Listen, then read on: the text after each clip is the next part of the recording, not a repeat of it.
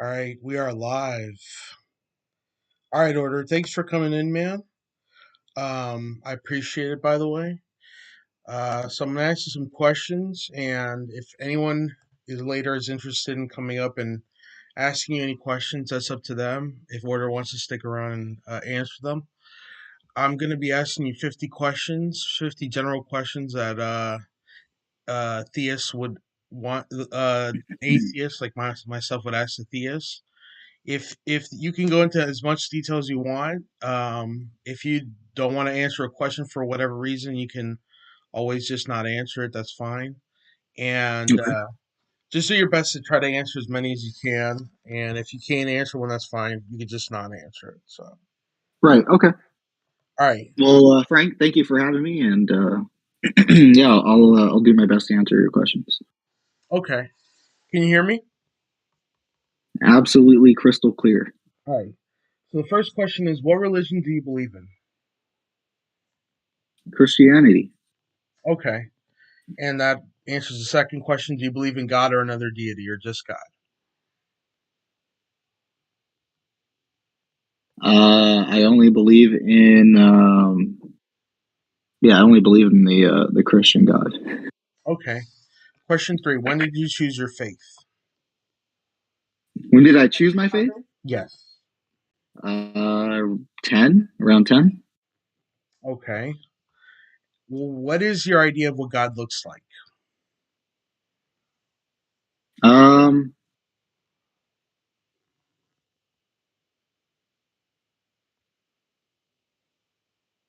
the European depiction of Christ, except obviously he's not European. He was Middle Eastern. Well, in general, like a God figure, like what do you think God looks like in your opinion? Like if there is a God, what's his appearance like in your opinion, or does he even have an appearance? Yeah, yeah. So Christ. Uh,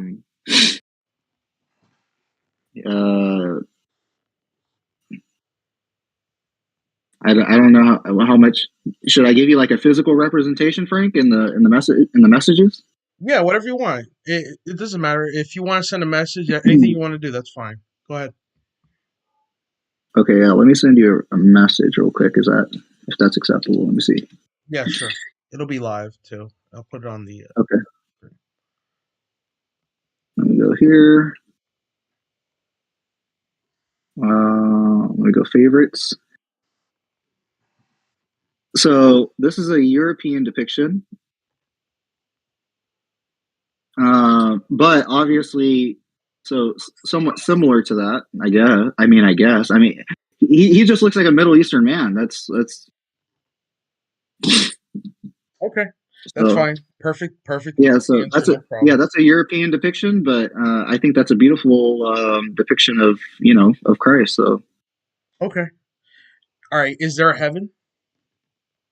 I believe there's a heaven. Is there a hell? Yes. Okay. What does heaven look like in your opinion?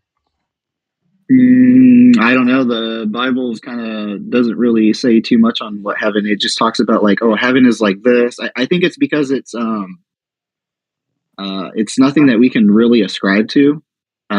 Nothing that like we would know of, and I think that's evident in how Jesus tries to explain it, and that's why he explains it in a certain way. Okay. What does hell look like? Um, Hell is kind of given like imagery. It says it's a dark place, but it's also um, like it has a lot. It has like the flames. So I mean, I feel like that's. I don't know how to make sense of hell. I think it's like again, it's like a spiritual realm as well. So Okay. That's a good answer. No worries. All right. So, question nine: why should someone start believing in God? why should somebody start believing in God? Yes. Um, I feel like it will give somebody a transcendent existential um, goal to aspire to fulfill. Okay. Um. And Did that make sense? Do you understand what that is, Frank? yeah, that's fine. Okay. Yeah, I'm just it's fine. It doesn't have to be long answers. So, Okay. all right. What should a believer do before they die?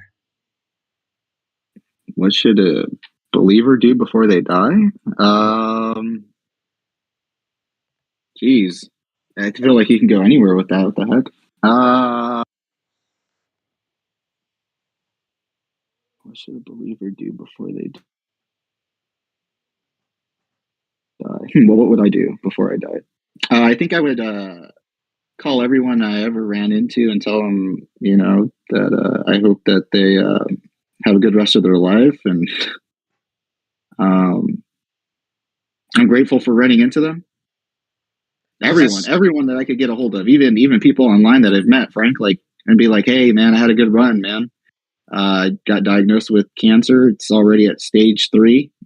They just found a tumor, and they said I don't have that much to live. And I mean, I can go through the chemo, but they said it might not do anything. So if I don't make it, I'm really happy to have run into you, Frank, and to have landed in T Jump server. And I'd try to just reach out and ask any questions, or try to just be an example, and just um, be positive on my way out.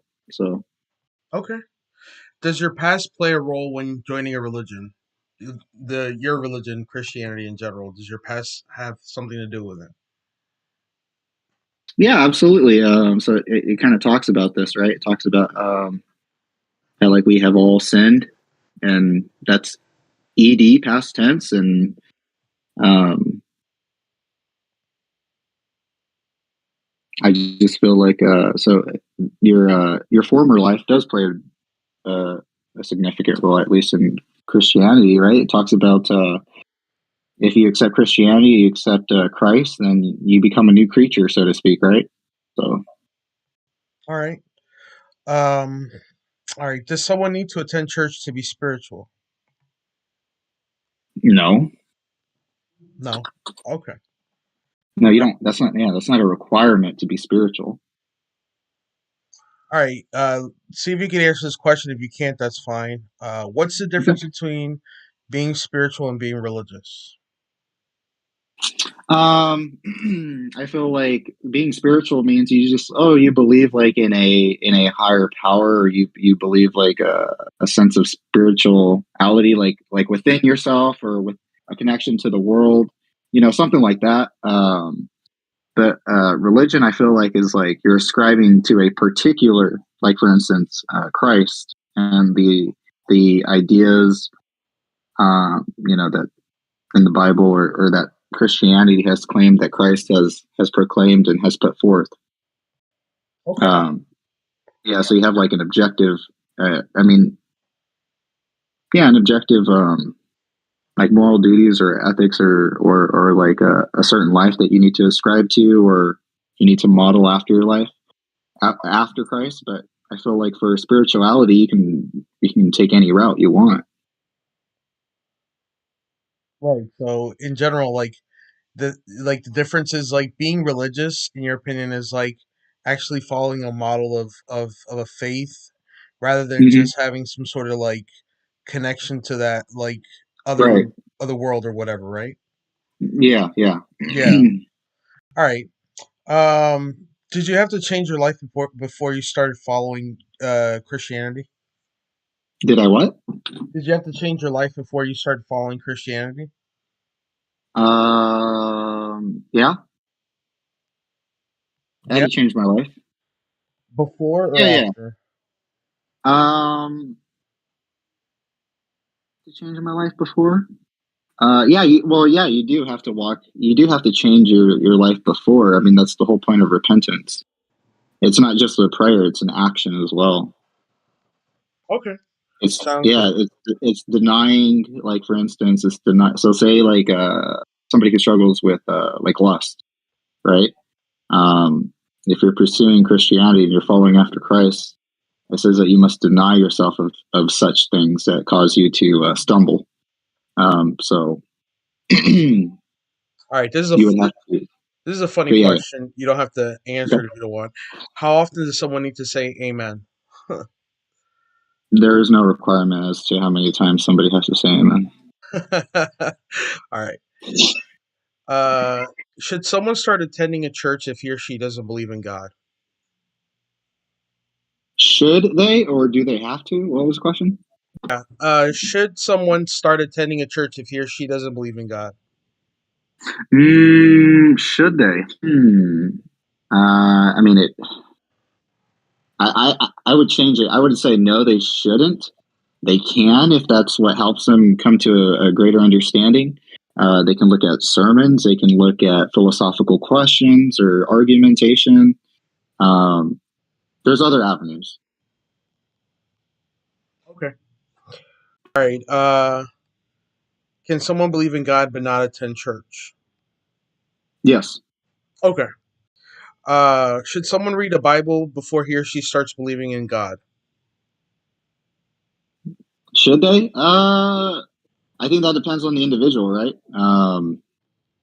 For some people, that just might be. I think even the Bible says like some people will just believe. Um, Okay. yeah, some people will just believe and they don't need to read. But I mean, like if they're, I don't know how. I don't know. I feel like that's weird. How do you know about Christ if you just don't if you don't read about what he taught and how he lived and how he died? So um, I think if you want to get more insight, yes, you should go to the source, right? You should go to the source document. Right. Yeah, I agree. All right. So do you attend church? I like a virtual church. Yeah, like any type of I, church. yeah. Okay, you do. All right. So what's the best part of church? Mm, being knowing that like if you're there, if you're going through any kind of struggles, um, the same people who have the same belief, right? Something that you have a common interest in, it's easier to talk to those people because that's something that you can relate with. And if you're struggling with something, then they can provide you um, like solutions. They can give you um, like, hey, this works for me. They can give you insight. They can give you suggestions, advice. They can pray for you if you feel like that's what you need. So it's basically like a it can be like an emotional support or like a psychological support. All right. Uh, what benefits can someone get from going to church?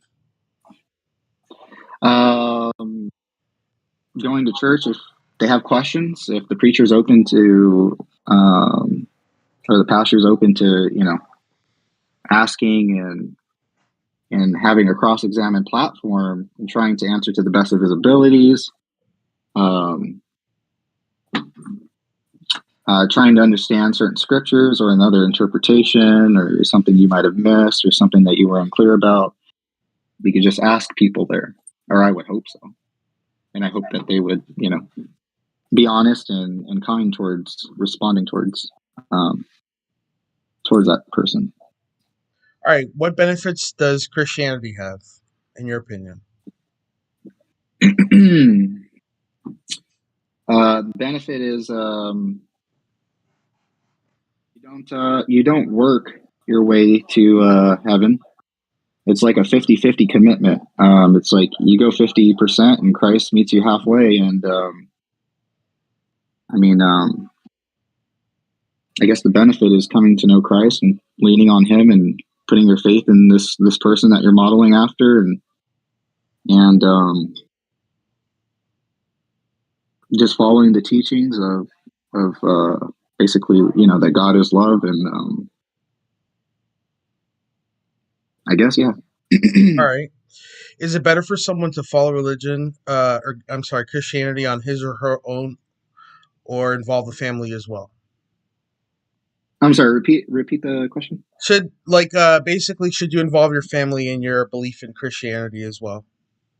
Should you? Yeah. Are you asking like from a Christian perspective, or are you talking from a personal perspective? Either one, personal or either one. I mean, whatever, Well, whatever. I Yeah, feel like if it brings you peace and stability and like like basically, and would you teach your kids about Christianity, things like that?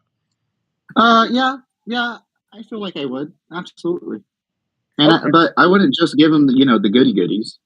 I'd also give them like because there's a lot of Christian um, things done in the name of Christianity that I abhor. Like the Inquisition, the Crusades, the Salem witch trials, um, Christians who try to justify slavery.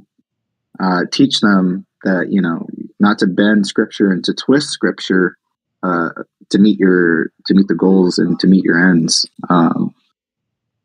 And to just like show them that like Christ wouldn't approve of this. So I think it's important to show them the good and the bad, and to show them um, the points where there were mistakes, um, so that way they don't repeat the past. all right. 1 second here. All right. Next question. Um, Mm-hmm. should someone learn about other religions before deciding on one? Yeah, I think it's important. Well, should they? Again, I think that depends on the individual. If they're already satisfied with all the evidence of one, and they just But I mean, logically, or I mean, I feel like you should look at other ones. And if you accept one, like you or like I have, looking at the other ones, kind of like the discussion we had about earlier, Frank. Looking at the big three for me. Right. Um, yeah, I think it's important to look at other religions and to see different perspectives. Yeah, it's very important to do that. Okay. Good answer. All right. What are the misconceptions about are there about faith in your opinion? Faith in general. What are the misconceptions about it? Misconceptions about faith.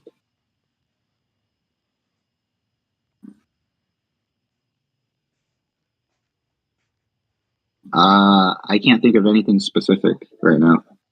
Like having faith is like having trust without evidence. Like, would you say that's a misconception, or would you say I would say, yeah. Well, personally, I feel like faith is like if you accept things without evidence. I wouldn't say that that's necessarily faith. I would say that that would be blind gullibility, right? I would say faith better be based on some degree of evidence.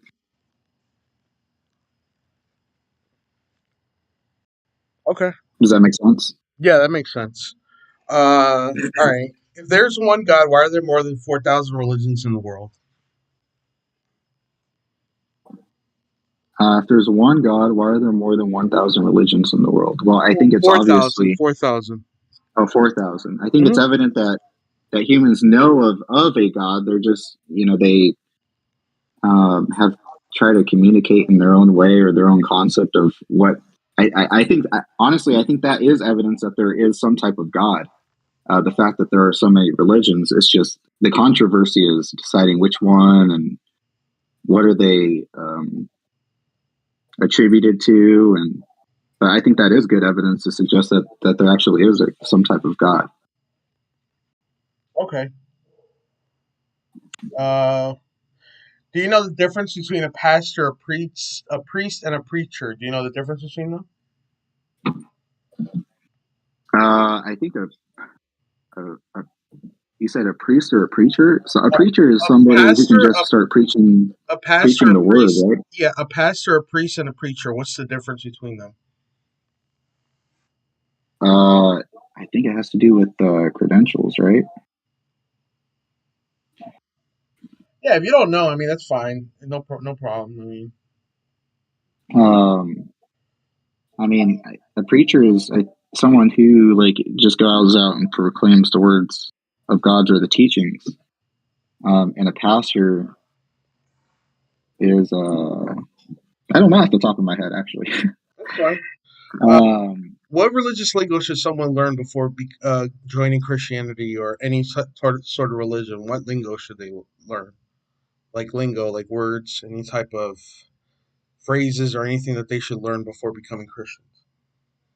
Are there any type of words or phrases that someone should know? I mean, I think that it's important to become familiar with Trinity, things like, like that. Like Trinity or yeah, uh, yeah. So I was gonna say, yeah, yeah. I think it's important to try to understand concepts. Yeah, that's a good point. Like the Trinity, but you don't have to do it before. You could learn it while you're under trying. You're getting into it.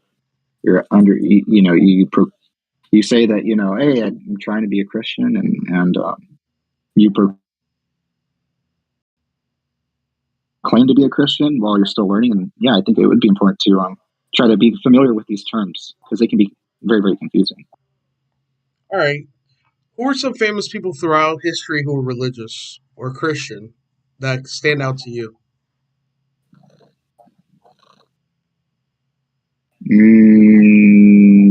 No one stands out to me. So you don't have any like religious figures you follow? Anybody that like any philosophers or anything from the past that stand out to you? Um, no, not really. They don't stand out to me. I mean, their arguments may stand out to me, but not the people themselves. Okay, that's perfectly fine. That's what TJ would answer. So, uh, Yeah, yeah, yeah. All right. So, what's the coolest story from the Bible, in your opinion? a cool story from the Bible. Mm, a cool story from the Bible.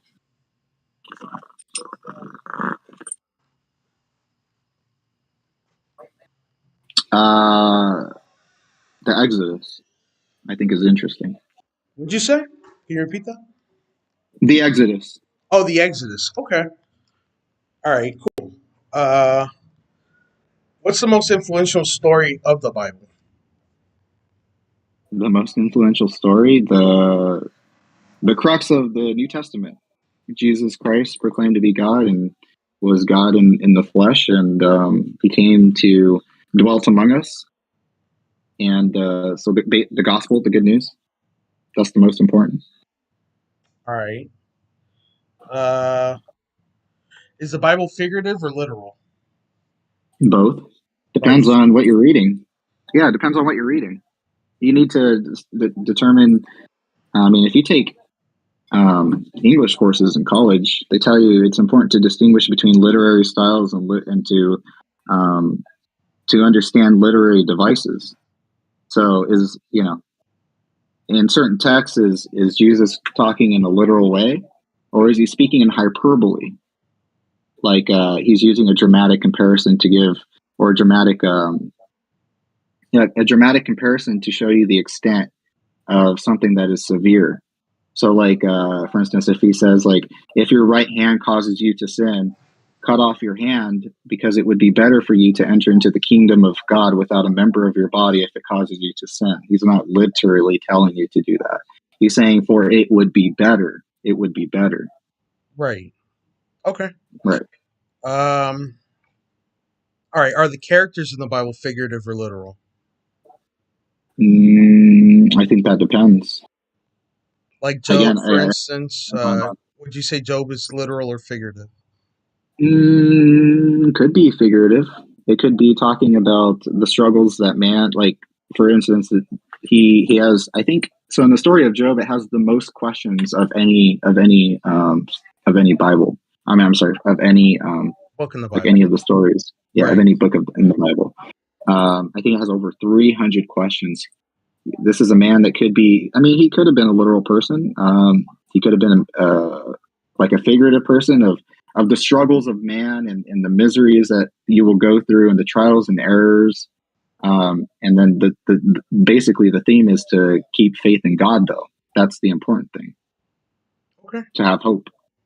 All right. What's the main message to take away from the Bible? The gospel, the crux of the New Testament again. So, um, if you're a sinner, which we all are, you confess your sins and you believe, Christ is the Son of God and He rose on the third day, then you'll have everlasting life. And that's the good news. That's the gospel. I think that right there is what it's all about. So Okay. Let me see. All right. How important is it to someone learn specific prayers? Like, you know what I'm talking about, like certain prayers that people learn. How important is that?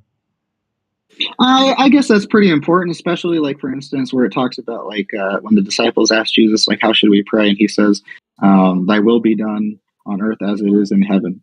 Amen. I think that's a pretty important prayer. Is that Um, is that your favorite prayer? What's your favorite prayer? my favorite prayer. Well, I mean, I guess you can turn this one into a prayer. It's in my notes. Um, you guess you could turn it into a prayer. So it's like, for I'm convinced that neither death nor life, neither angels nor demons, neither the present nor the future, nor any powers, neither height nor depth, nor anything else in all creation will be able to separate us from the love of God that is in Christ. Nice. Okay.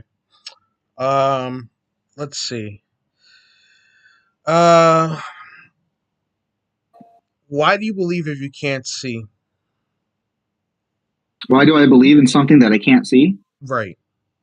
Because you can experience something, or you can come to know the knowledge of something without like actually seeing it. Like, for instance, for the longest time until I was introduced to atoms, I can't see them at a cellular or molecular level, but I've experienced them.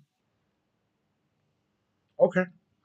Um, I, yeah, I've experienced things that consist of atoms. So, all right. What should someone do if he or she is confronted about faith? what should someone do if they're confronted about faith? Right. Um, well, to see, I mean, let the test run. Honestly, I feel like it's important to be tested. Your faith to be tested. You might have certain questions that come your way, and you're like, it might allow you to think. It might make Like, your faith stronger. And let's say you were to meet Aaron Ra, and okay, what would you tell him about your faith in God? How would you describe it to him? How would you convince someone like that? oh, I can't convince someone like that. I can't. Yeah, Right. he has a high level, or at least I consider, and he's like, a lot of atheists like that. There's like, there's nothing that can convince me of it. And then, even if something like that were to happen, Frank, where it meets their criteria, I mean, they literally could be skeptical and just say, well, how do I know I wasn't hallucinating? Right. Yeah, I totally understand that. All You right. know? Let's see. All right. This is a general question. You don't have to answer it, but if you can, just try to deep dive into it if you want to. Why Okay. do bad things happen to good people?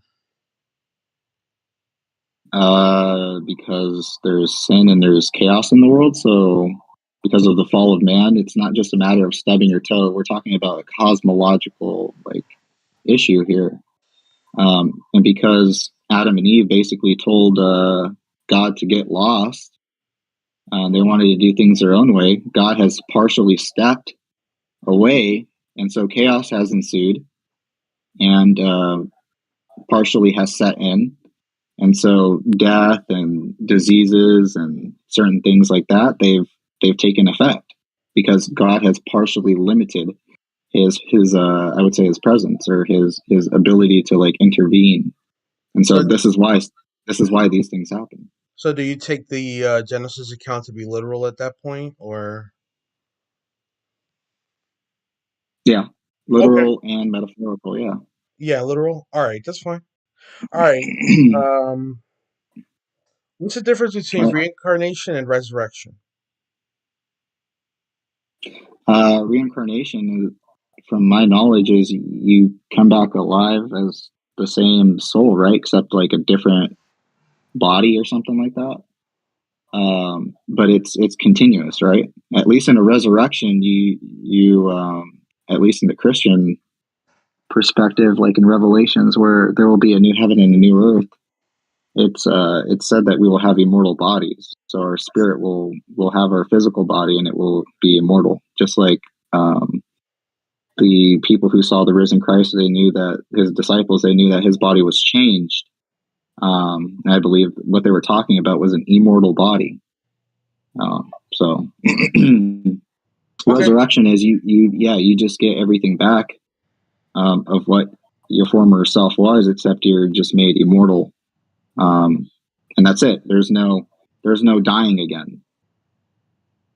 All right. At least from the Christian's perspective, you resurrect and you get an immortal body. And there's no dying again. Does God answer prayers, in your opinion? Does God answer prayers? Hmm? Yes, but maybe not in ways that we like. For instance, God has answered some of my prayers not in the ways that I expect, or not the ways that I would want, but He's given me what I need. Right. Okay, that's fine. What can millennials get out of believing in God? Millennials, like people in their 20s, 30s, what can they get out of it? A transcendent existential purpose. Okay. All right. How do you know when God is answering your prayers? Yeah. So I feel like this is something that you got to be really, really aware of. Like I said, you could pray for something, ask for something, you don't think it'll ever happen, or you didn't think it ever came, but in some form or some aspect, it might have. Like your answers could have been prayer. Your answers could have been your prayers. I'm saying that backwards. I don't know why. Your prayers could have been answered, right? And I think it's important to be aware of that instead of just waiting and waiting and waiting and thinking that God never answered. Maybe He did. I think it's important to be self-aware and to realize that, so that way you're not just sitting on it. All right. Just follow me with this one. There's a lot of bad news on TV every day. The world is in Sure. chaos. How can Right. there be a God? So like the problem with evil, right? Yeah. Basically, I mean, if you break it down. Yeah. How can there be a God with all this bad stuff going on? So I would say, evil and all the bad stuff is just a privation of good. It doesn't disprove God. I would say it might prove that there's a devil, but I don't think that in any way disproves God. Okay. What's the best thing about being a believer? The best thing, Yes. Is it the community or just like the a what is it? believer. So I'm gonna take it from like a Christian perspective. So there's a transcendent purpose, and that purpose is to spread love and to not sin. And sin is defined as basically selfish things. So like seeking after your own lusts, using people for sexual gratification when you should be not looking. You shouldn't be looking at them as just like just an object or a piece of good looking meat with a fine pair of legs just to be used. Um,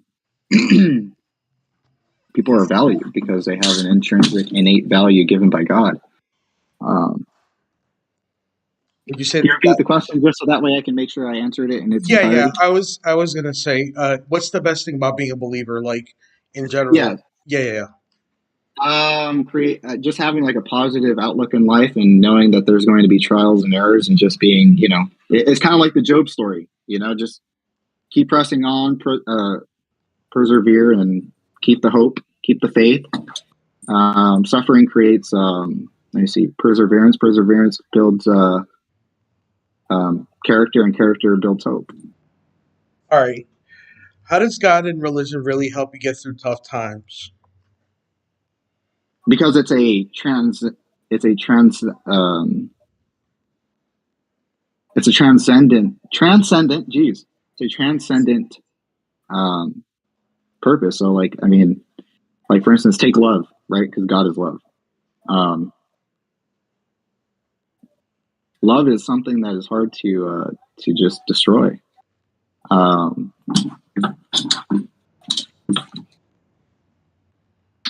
don't know how to really answer that one, Frank. I mean, does believing in God help you get through like difficult times in life? Like, or Yeah, it does. No, it does. it Yeah, because it's does? like, yeah, yeah. Well, for me personally, yes. Like for instance, Frank, my childhood thing, right? I cried out, and I mean, how many times can I ask myself, or say to myself, "Oh, this is just a coincidence. This is just a coincidence." Before I just say, "Okay, there's got to be something going on here." Right. Yeah, I gotcha. All right.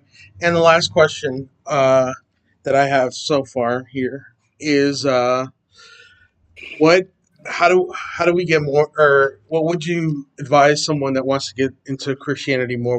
What would you advise them to get into, or any books, or any um like where do we learn more about Christianity?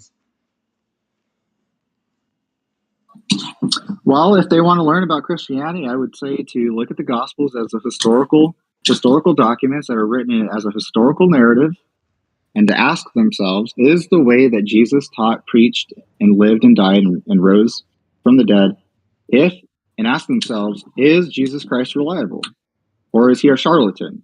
If you find him reliable, put your faith in Jesus Christ, and if not, then reject him. Okay. All right, Order. That's my 50 questions, so you answered them all. I appreciate it. Okay. Anyone else have Yeah. anyone else in the audience, if they want to, if Order's willing to answer questions, if you guys want to jump in, you can now and ask Yeah, Order Frank, any were you questions. satisfied with that last question there? Yeah, that's fine. I was satisfied with all your answers because I mean it's not easy to answer some of these questions, dude. Honestly, Mm-hmm. Mm-hmm. they make you think a little bit. So Yeah. yeah. Anyone in the audience want to ask any more questions, or anyone interested? And questions kind of around this theme. I don't think I want to do Yeah. Finish the that, girl. age old like, because that just uh, No, that's fine. Hey, Necro, what's up? Any questions? Yeah, what's up? What's up, man? Yeah, I was hearing a lot of questions regarding suffering, and I guess really maybe like I feel like the questions are kind of, I think, really just things are just things that I don't understand. Because a lot of the answers really are just having to do with just like sin or something like that. But I don't know. To me, it doesn't really make sense really to me why. Like, why is it that God doesn't prevent starving children, or why does He not prevent child abuse? I mean, what does our actions have to do anything with it? Why can't God? Is He not powerful?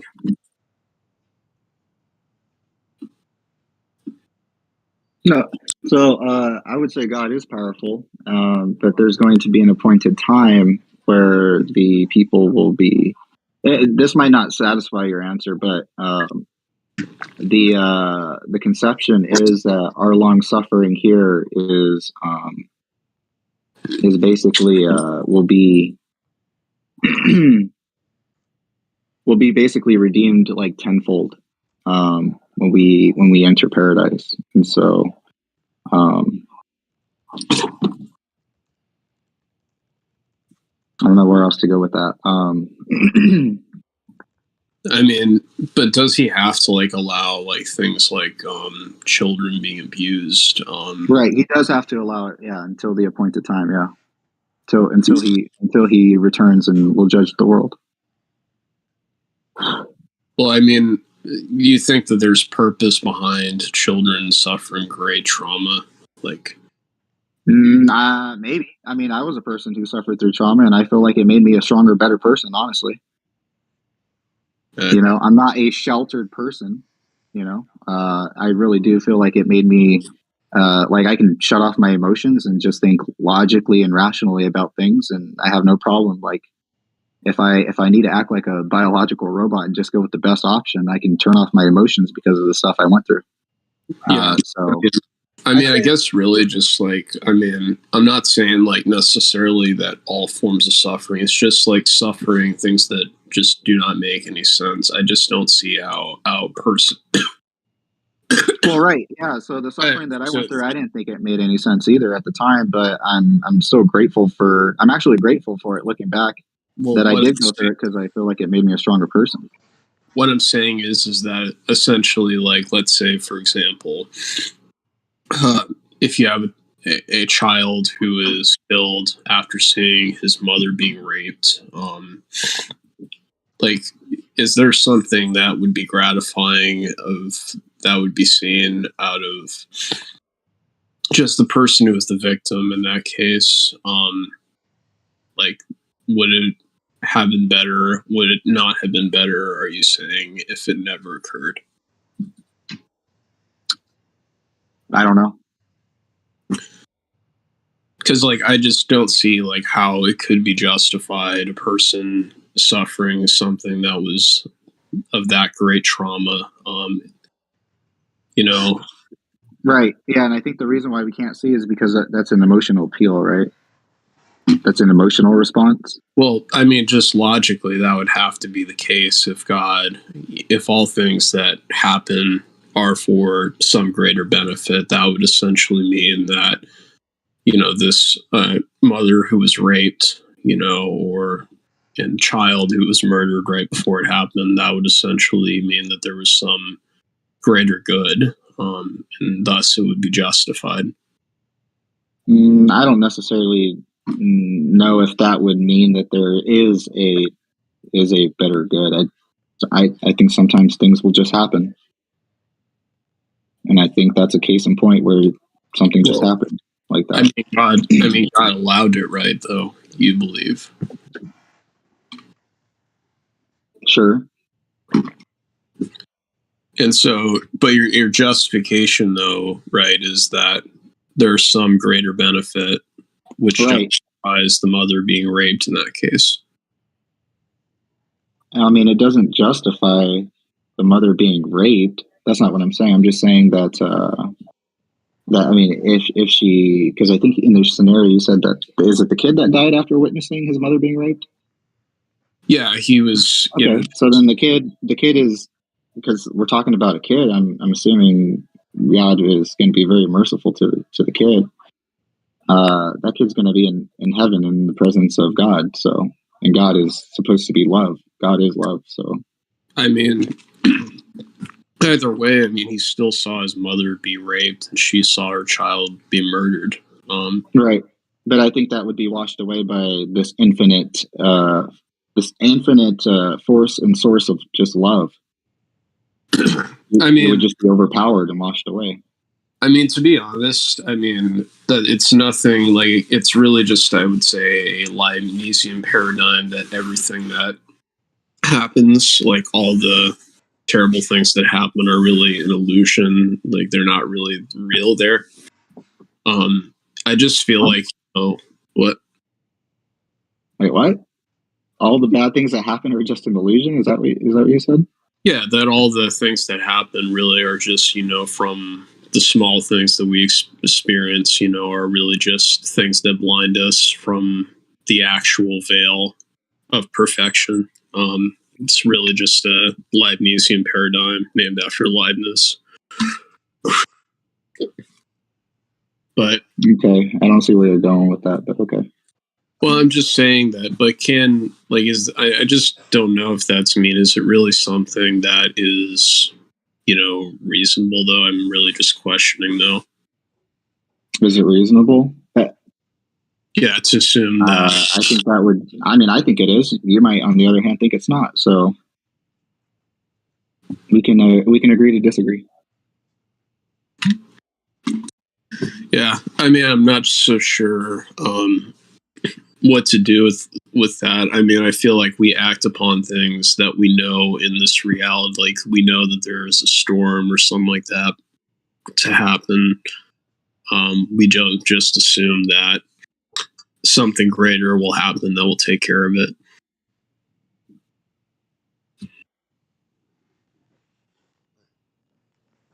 Okay, well, I mean, I see it as this greater thing, which is God will take care of it. And I took your analogy in a metaphorical sense. So the storm is like the bad things that happen to us, or the things that, you know, the trials Yeah. that we'll go through. Well, my So- example, shows that, do you think that, it's something that we would hold to as a solution? Is that something greater will take care of it? Yeah, because I have a positive outlook in life in general. I don't like to look negatively at things. I always look at the good in any situation. I do too, but I still don't just pretend that there's going to be something that's better ultimately that's going to take care of it. I realize that, you have to do with it yourself. Yeah. Okay. Yeah, and that's something we can agree to disagree on. All right. Musafir, is there any questions you want to ask? Yeah. I just wanted to ask, excluding the whole salvation bit, Yeah. why Christianity? Let's say, for instance, there is a hall where there are booths set up, and all these booths are selling life insurance, right? And then I walk up to that one booth, and this booth has certain things that booth doesn't. And I go to the next one, and then that booth has something that the previous booth doesn't. And then the third booth has all new things altogether. So, in some sense, if you were to classify your position, your belief, your religion as a life insurance or at a booth, and you are standing there, and I approached you and I asked you, what do you have to offer? Not only what would you say, but if the previous booth that I was visiting has the same things you're offering me, what makes you stand out that you would want me to? Okay, so yeah, I wouldn't use the you should follow Christianity as if it's some type of fire insurance, right, to avoid hell. You should be using. I'm just giving you an example, an imagery. I know, but yeah. I am responding to that. You shouldn't be following Christianity as if it's just some type of fire insurance. You should be choosing Christianity because of the person and the things that Jesus Christ taught, and his teachings, and to just model yourself and after him, and to create I'm sure you've heard a lot of Christians say, to create a relationship with Christ and to put your faith on him. So, and again, the other religions, you're supposed to work your way to nirvana or Jannah or whatever this nirvana or this heaven is. Christianity is different in the sense that, again, I was saying to Frank earlier, it's you go 50% and Christ meets you 50% because he died for everyone, and that through his grace, his relationship, and believing in him, you can enjoy eternity with him forever. But excluding that part, building that relationship with him, building that relationship, and all the other Christians who follow the same teachings and ethical stuff, ethical teachings as well from Christ. I mean, you're all in it together. You're supposed to love your enemies. You're supposed to love your neighbors. A lot of people just stop at, you're supposed to love your neighbors. You're supposed to love your enemies as well. So I understand that was it was well put, but if they are offering what you just offered me, what makes you any different? Is I guess my question, because you're saying model ourselves around Jesus' teachings and we should pick up our cross. If there are synonymous concepts in other people's the trust that other people have put in other religions, then why yours? So I think I kind of touched on this with Frank. So I would say, why Christianity? At least from a historical perspective, I think you should take the Gospels as historical narrative and as historical documents. And I say historical narrative because they're not written in fantasy, like wink and blink and nod took a boat ride out to the Sea of Atlantis. It says under the rule of Pontius Pilate, Jesus Christ was crucified. These are at whatever city. So archaeologically verifiable place. The person is found to be historically accurate during that time as well. So I would say just read the Gospels as historical narrative. Get the way Jesus taught, preached, lived, and died, how he rose, and then ask yourself, is he reliable? And if he is, put your faith in him. And if not, if you just reject him, if you want to reject him as a charlatan, then you can do that.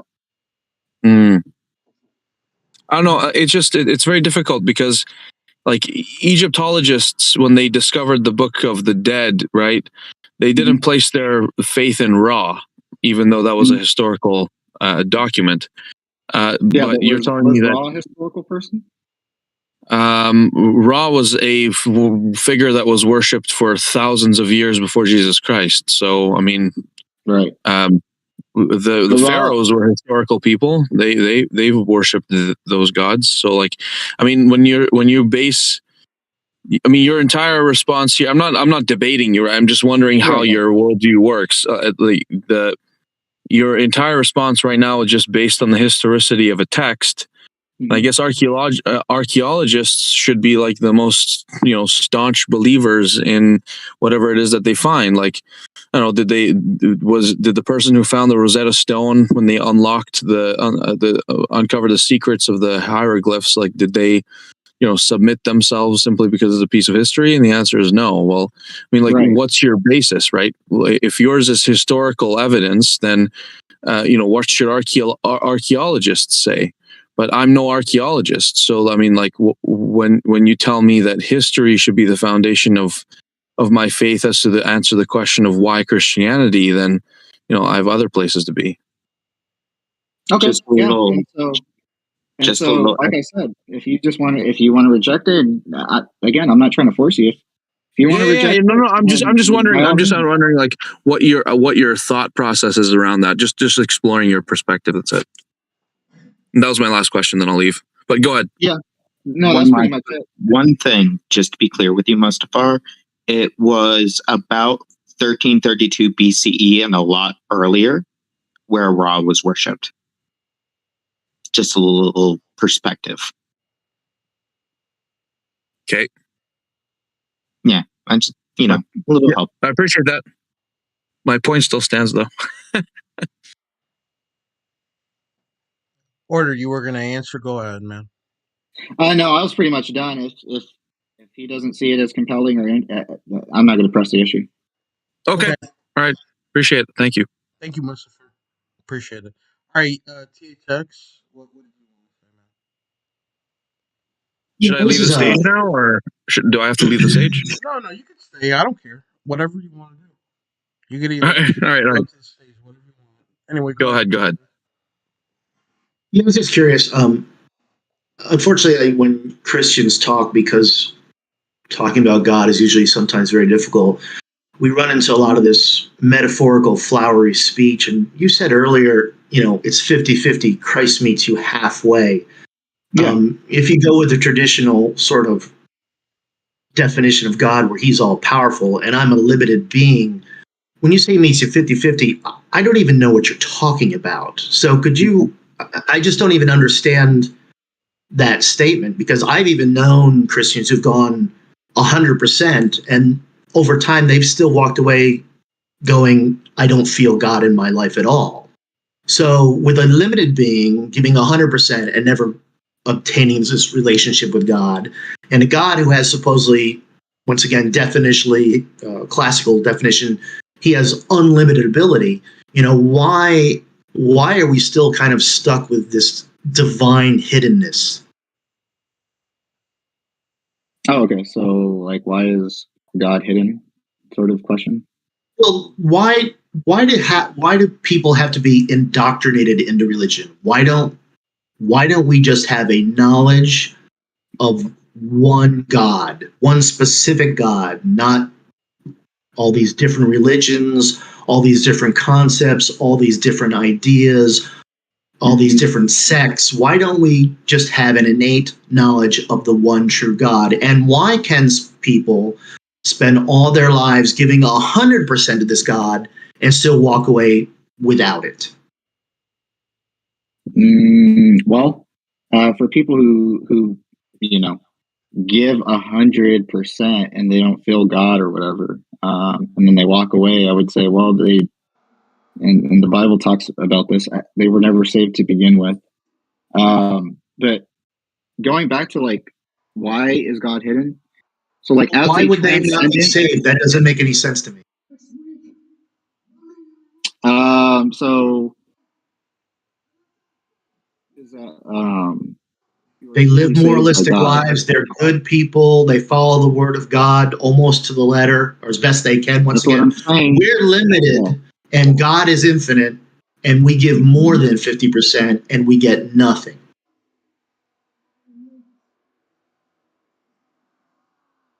I mean, I wouldn't say you get nothing. You surely got a life. If we're entertaining the thought that if we're entertaining the thought of God in this scenario, which I believe we are, you can't say God didn't give you anything. God gave you a life. Well, my parents gave me a life, but go ahead. Okay. So let me see here. So, I mean, if you look at someone specifically like Mother Teresa, her letters to her bishops and her cardinals, she said, even in the presence of the Eucharist, I do not feel the Holy Spirit. Okay.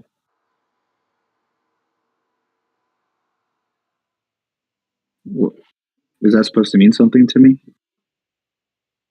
Well, this is a person who dedicated their life to Christ and got no response for someone who's a limited being against someone who's an infinite being and could make themselves known. So that's just struggling with faith, which is, I mean, I would consider myself committing my life unto God as well. Yet there's going to be times where I'm like, oh, I might say, oh, yeah, I don't feel the presence, or I don't know if He's with me, but that's just because I'm struggling with doubt. Every Christian struggles with this. Is normal. Every Christian has struggled with doubt, is struggling with doubt, or will struggle with doubt. I don't. But let me get to the other point. So, if we're talking about a transcendent spiritual being, God would not be visible to human eyes to even begin with. And John 4:24, it says, "God is a spirit." That was not a condition of my question. I don't care if I see Him. Okay. So, can you repeat your question? Why aren't we born with knowledge of the one true God? All of us, everywhere, around the world. I think we are. I think Romans 1 and 2 talks about this. We know God through consciousness and through creation. So then how can people say they believe in other gods? Well, they have a concept of God, but they're just believing in another God. So they still have the concept of God. That didn't answer my question. Is it why do we have knowledge of the one true God? Why aren't we born with that? Because people are unique and they have their own mindsets. They can believe whatever it is that they want to believe, and if they want to cater to another God, well, no, he's essentially asking, like THX. Can I just call you 87? That doesn't roll off the tongue. Sorry, buddy. But Fix. I guess what he's asking is that, like, why aren't we all born physicists? Like, if physics is something that we are to believe in and use for the sake of the betterment of ourselves and the people around us, then how come aren't we born with that ingrained by default? Because that's what he's asking. Is that correct? If God, Christian God, is the one true God, why aren't we all born Christians? In other words, our first words are mom, dad, and Jesus Christ. Yeah. Okay, that's a good question. I don't know how to respond to that. So.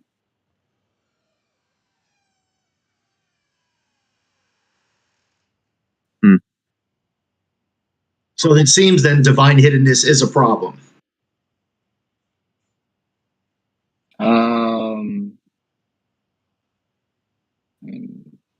maybe to some people. Once again, it started with a flowery language. Once again, I'm a limited being. I can only do so much. God is supposedly, once again, classically defined, an unlimited being.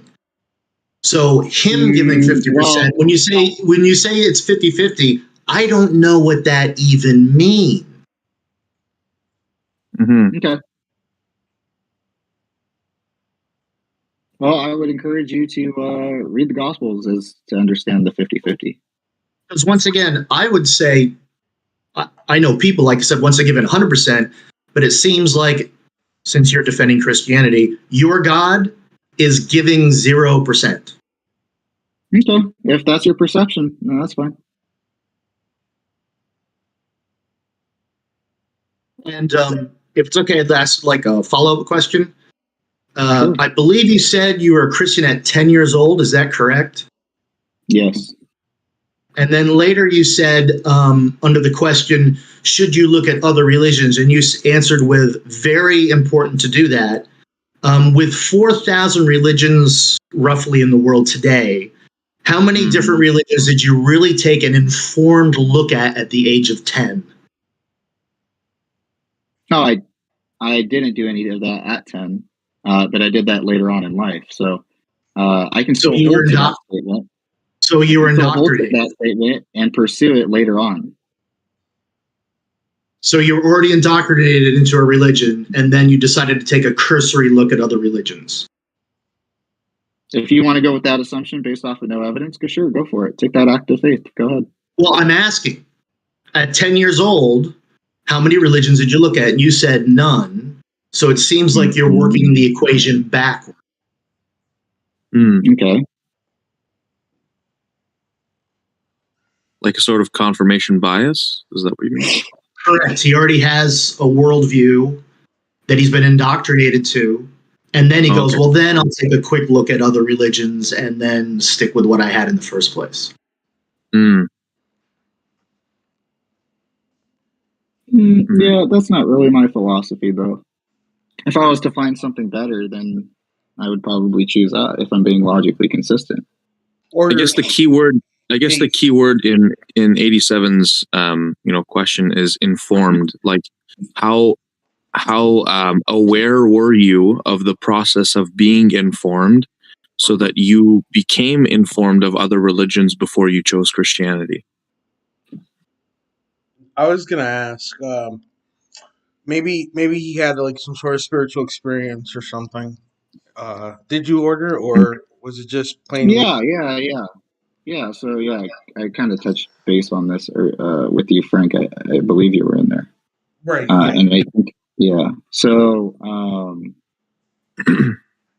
I cried out to. So I saw my grandma, biological family. One day, I went to church with her one day, and she was. I saw her praying to someone or something. And I asked her what she was doing because I saw her lips moving and her eyes were closed. But I was like, "What is she doing?" She said that she was praying or talking to God, and I just thought that was interesting. I was like, "What is this God?" And that stuck with me because I was like, "She's not talking to anyone." And that was pretty much the only incident that happened. And so I went through some stuff. I had a pretty rough childhood. I went through, abuse from my biological mother. Had a drunk boyfriend and would beat me and my brother, and would beat my mom. And one day, I just out of I guess in the moment, as an act of cry, I cried out to the Christian God. And I was removed from that home, and I was brought into a Christian household. And they kind of told me about the story of Christ, how, you can have everlasting life. When I started asking more questions and asking, like, what is the purpose of life? What is the reason for life? Like, if we're just going to die, like, why does this stuff, like why does anything matter? I asked these things, and I actually even have the scrapbook questions of when my mom took notes of these questions that I had. So I've always been a pretty deep thinker. So But from that one incident, I mean, that just pretty much, I guess, Was your sold it point for of no me. return, eh? I'm sorry? Was your point of no return, your Rubicon? It was my point of no return, I guess. I don't know. Yeah, I mean, you became Christian, you didn't look back. Yeah, sure. So, Why Axiom. did you? Yeah, I'm Oh, sorry. sorry. No, No, go ahead. I was just making sure they didn't have any questions either, because I know Necro came back and Axiom was there. Hmm. But Yeah. Lucifer, if you want to finish up with him, that's fine. Go ahead. Yeah, I was wondering why you chose to prefix the word God with Christian. I mean, my inner secularist, my inner atheist is like, why? What's going on? Like, to the credit of 87, he's like, well, you know, why can't we just all be born with the knowledge of this one true God, the Christian God? And we live in a world where there's so many, perceptions of God, like angles as to what he is and how he functions. So, I mean, like, if there is only God, if you believe that there is one God, why did you prefix? I'm not trying to be picky. I'm just kind of curious. Yeah, like, do you believe that there's more than one God? No, I don't. But No, I you was don't. being specific because at the Everyone else is cross, false. right? Okay, yeah. Go ahead. No, I'm referring to my my experience. So at the cross, Okay, yeah. at least in the church, there was a person pinned on the cross, and I came to realize later that was Christ. So that's why I put Christian God. So I want to preface this real quick with you, Mustafar. There are different versions of monotheism out there. So Yes, I do really like it when people specify the Christian God, because then I have like some sort of context. Okay, you get what I'm saying? That's fair. Like, what angle of monotheism you're looking at it through? Yeah. Okay. There are at least 3 monotheistic gods that I'm aware of. One of them was actually created by a guy. So sure. Okay. Appreciate that. All right. Any more questions? You think you guys or? Hi, Order. How are you holding up?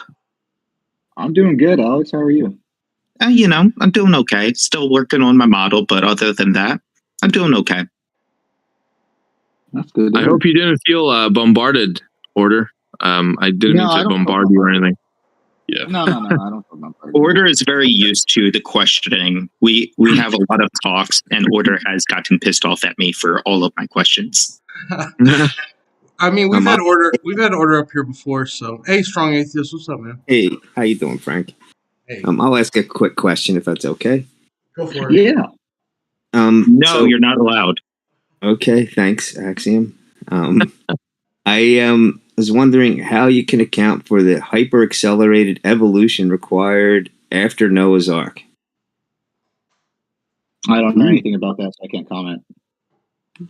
So Noah's Ark was supposed to happen about 4,200 years ago, and like every animal was supposed to be on there. I think 2 of each, and then 7 of the clean ones. We're talking about that. Oh, okay. Yeah. And so to fit the animals on the ark would be impossible. And when you take it that we have like 2 million, I don't know, at least 1 million land animals to account for the diversity of life, you would have to have hyper accelerated evolution. Okay. And how could you account for that? So I don't take it in a literal way. And the reason why, well, I did for a while, but after reading or listening to Jordan Peterson's psychological analysis of the biblical series, I found his question or the way that he approached it and his answer to be really good. So I would say if you want a really good representation of what he said, I would encourage you to seek out the answer that he gave. Okay, so the Noah's Ark story, it was not literal, you're saying then? Yeah. Okay. How about rest of Genesis? Literal? Genesis? It could be literal. There's parts of it that could be metaphorical as well. So, like I was talking about earlier, the literary style seems to suggest that it's Hebrew poetry because on day one you have, and on day two, and on day three. So hold on a second. Let me go to my photos because I have a better explanation. You did say earlier that Adam and Eve actually existed, correct? Yeah. You said that earlier. Well, Unless you would like to change your position. position. I said I take the Genesis account to be like literal, like the fall, for instance, to be literal. And forgive me, you said historical. You said it was actually historical and Adam and Eve were real. So do you take that as literal or allegorical? I don't think I ever said that. Yeah. While we're on the topic, I said it was historical. The only time I used historical was when I was talking about Christ in the New Testament. Yeah. So I'll go with that. You did say Adam and Eve were real. So. I'm not sure when I said that. Well, Order, you said that it's both literal and figurative. I think that's what you Right. Right. So that's what I said. Yes. Right. That's right, the correct quote. And so tell the difference. Yeah. So basically, does that point to it being actually real, or are you? Because I was. So let me try to clarify my position. So like, so for instance, the metaphorical. Just to be specific, do you believe that there was a time in which there were two human beings and that the entire human species, Homo sapiens, incestuously spawned through that family, through those two individuals? No, I take the. Well, I'm not. Because I think that's what I think it's. I think that's okay. Go ahead. Is whether you believe that or whether you believe Adam was sort of like a member, because we have in our genome showing that we relate to that we're relatives with the chimpanzees and gibbons. Like it doesn't make sense if we were individually created, why they create, like, it doesn't make sense why our genomes would match these.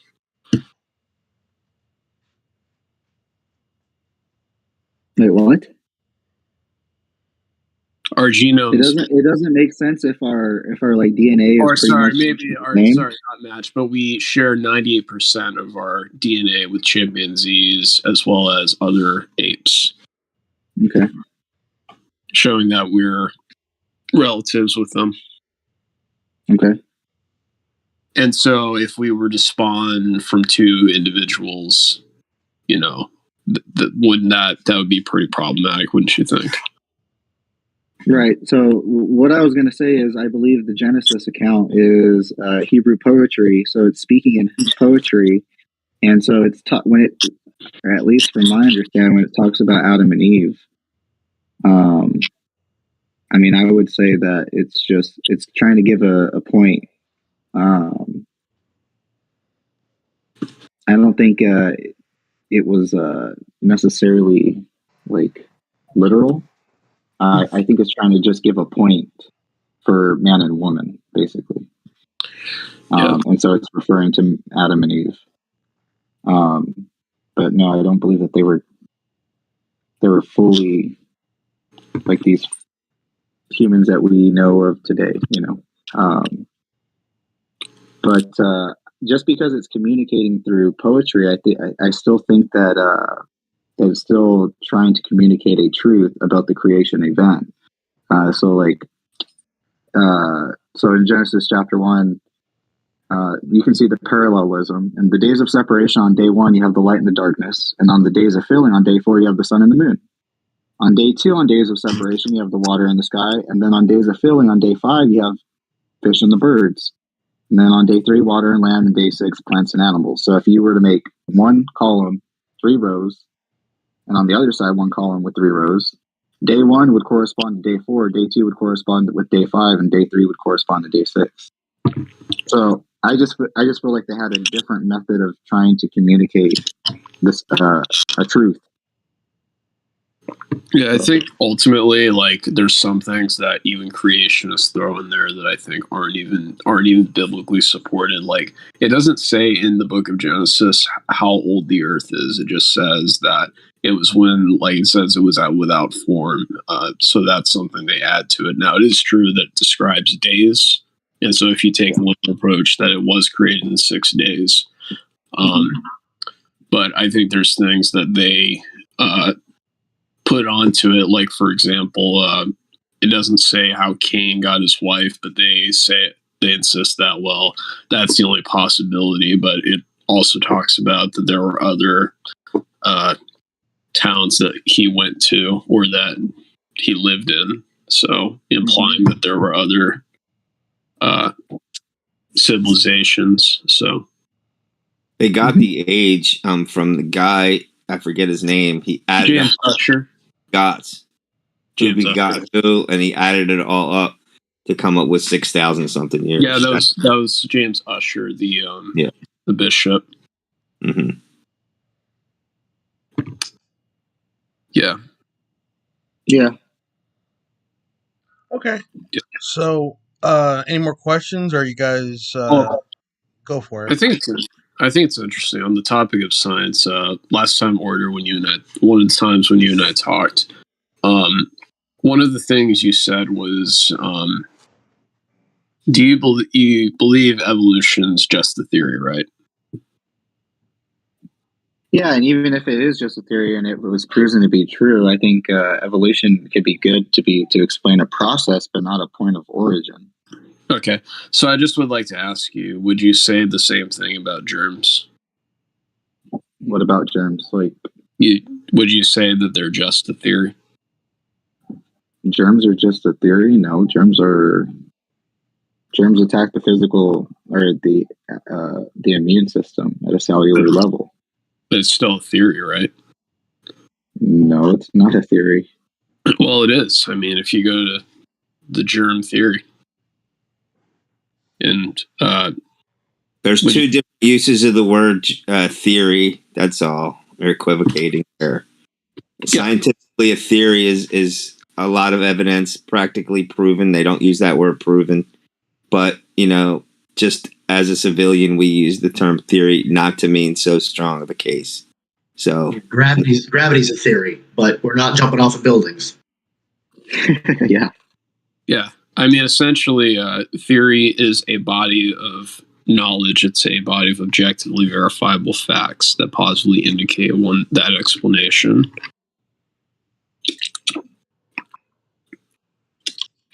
Okay. That's why some scientists have said that theories, if there was like a hierarchy in response to that, once it's proven, it becomes a law, which is not the way the scientific method works. They've responded by saying that if there was actually a hierarchy, saying that theories would actually be higher in laws, if that were the case.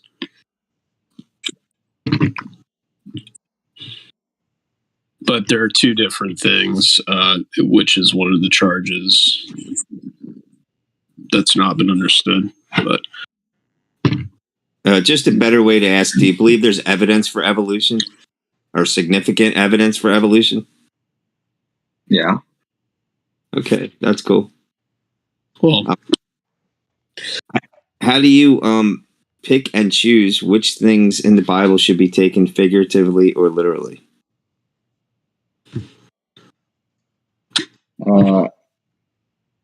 Understanding the text and trying to learn. I think if you take college courses and you take like English, I think it's what English 51A or 1A or something like that. They go over like literary devices and styles, and this is exactly what teaches you how to distinguish what exactly is it supposed to be taken literally. Is it supposed to be taken metaphorically? So it seems. Oh, you're done. Yeah. It seems to me that it's cherry picking, although with theists I call it apple picking. apple I'll call picking? it apple picking. Why is it apple picking? Adam and Adam and Eve. Eve. Yeah. Yeah, what about? Come on, Genesis. Yeah. It doesn't say that they ate from an apple. It just says that they ate from a fruit. Well, it's depicted as an apple. Will you decide to take You that? must know that Or historically, is yeah, it's that been literal, depicted as an literal or apple. figurative? I'm just kidding. It's generally shown as an apple, but just making a bad joke. Sorry. I know that's the depiction. I know. No, that's the they depiction, but- no, they ate tomatoes. It was a pineapple. You can't prove me wrong. Well, it'd be It was a fruit. It doesn't specify. It just says it was a fruit. they ate coconuts. Therefore, grape. Sure. One single big delicious grape. You know, honestly, Order, that'd be hilarious, a grape tree, because it wouldn't be consistent whatsoever with how grapes work. Well, I mean, that's also the same with the goats mating in front of the poplar branches with Jacob, but you know that no one seems to care about that. So, Strong, was there another question you had, or was that it? Just hard to figure out. Like you say, have to take courses to figure out what to be taken literally or figuratively. It's seems That's like a good place to start. Yeah. yeah. In the modern era, like the big claims, the miracle claims, seem to be pretty debunkable, easily debunkable, and therefore forced to be taken figuratively, in my opinion. Whereas Okay. back in the day, I think that they didn't really have any explanation, like especially before Darwin, and so they would take it literally, and then it just became figurative as we progressed and could give genuine answers for things. In my opinion. Well, I mean, atheists, do you believe that miracles can happen? Like Well, I mean, somebody can that's make a miracle really- happen? I mean, Um, that's more just God. Miracles are generally defined as defying the laws of physics, and no, I don't believe that miracles could happen based on that definition. Okay. I heard you say you have a Maybe different. that's why. I heard you have a different definition before, right? Miracle? Yeah. Yeah. I like the medical usage of miracle, which is basically a very, very, very, very like a 1.00001% of a thing happening, and it happens. That is Yeah, what that's it's the one I like use. a scientific miracle. Right. So that's what I use. So it's a highly improbable or extraordinary event, development, or accomplishment that brings very welcome consequences. That's the definition that I still kind of like hold to, because I don't see how I don't see how that can be, like, that can still mean, like, it doesn't inherently mean God, you know? Right. Just It's a very miracle. unlikely. And then how would you tell the difference between random chance and an actual intentional action? Chance and an intentional action.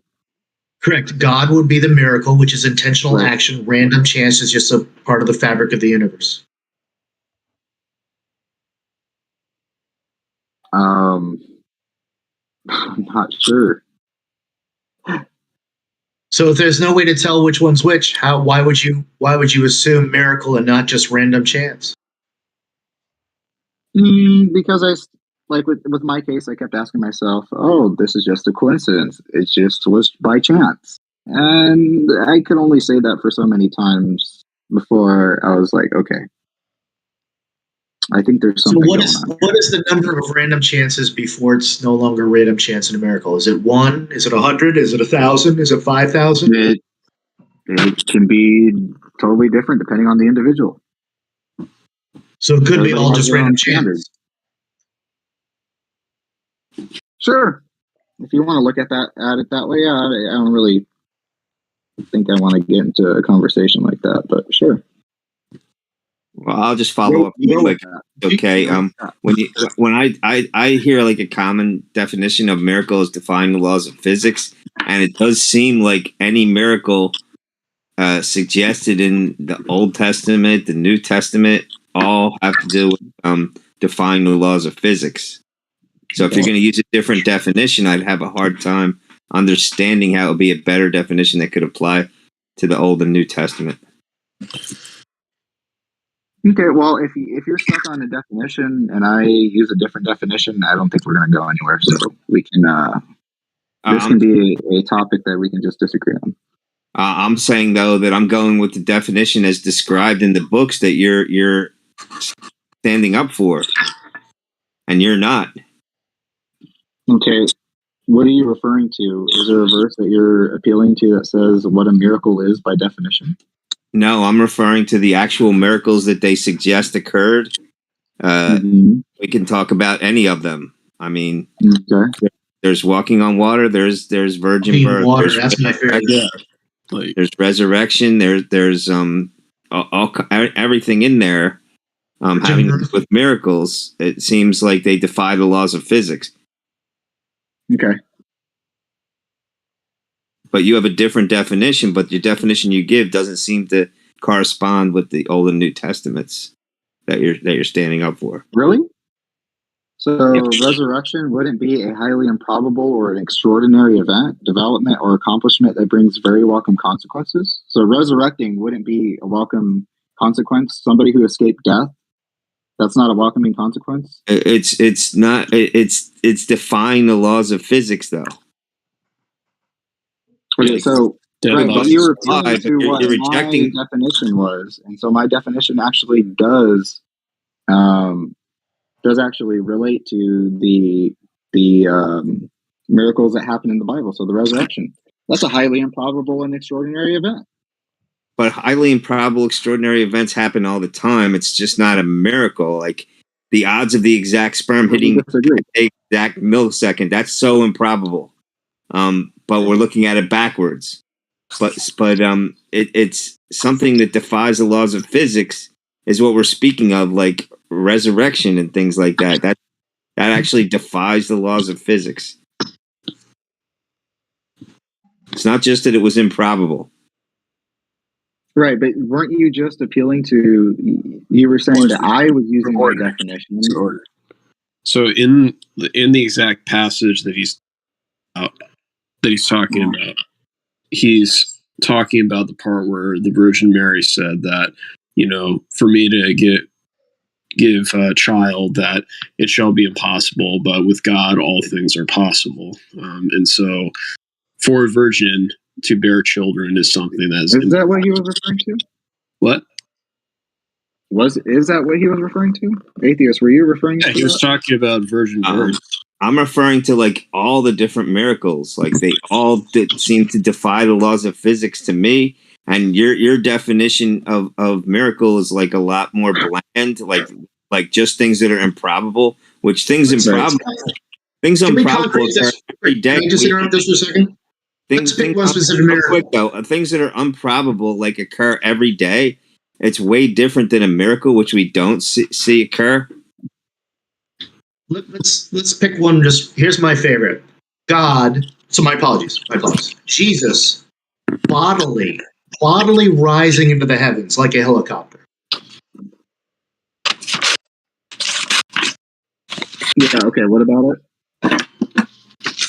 You're talking basically Superman, man, just suddenly flying up into the sky with no help of any mechanical instruments, electronic. It was just an actual physical human body without any assistance flying up eternally into the sky. Do you think that actually happened?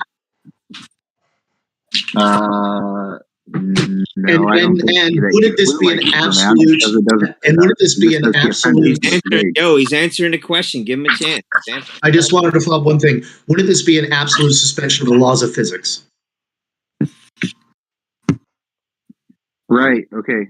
But I don't have a problem with like miracles happening. I don't have a problem with it.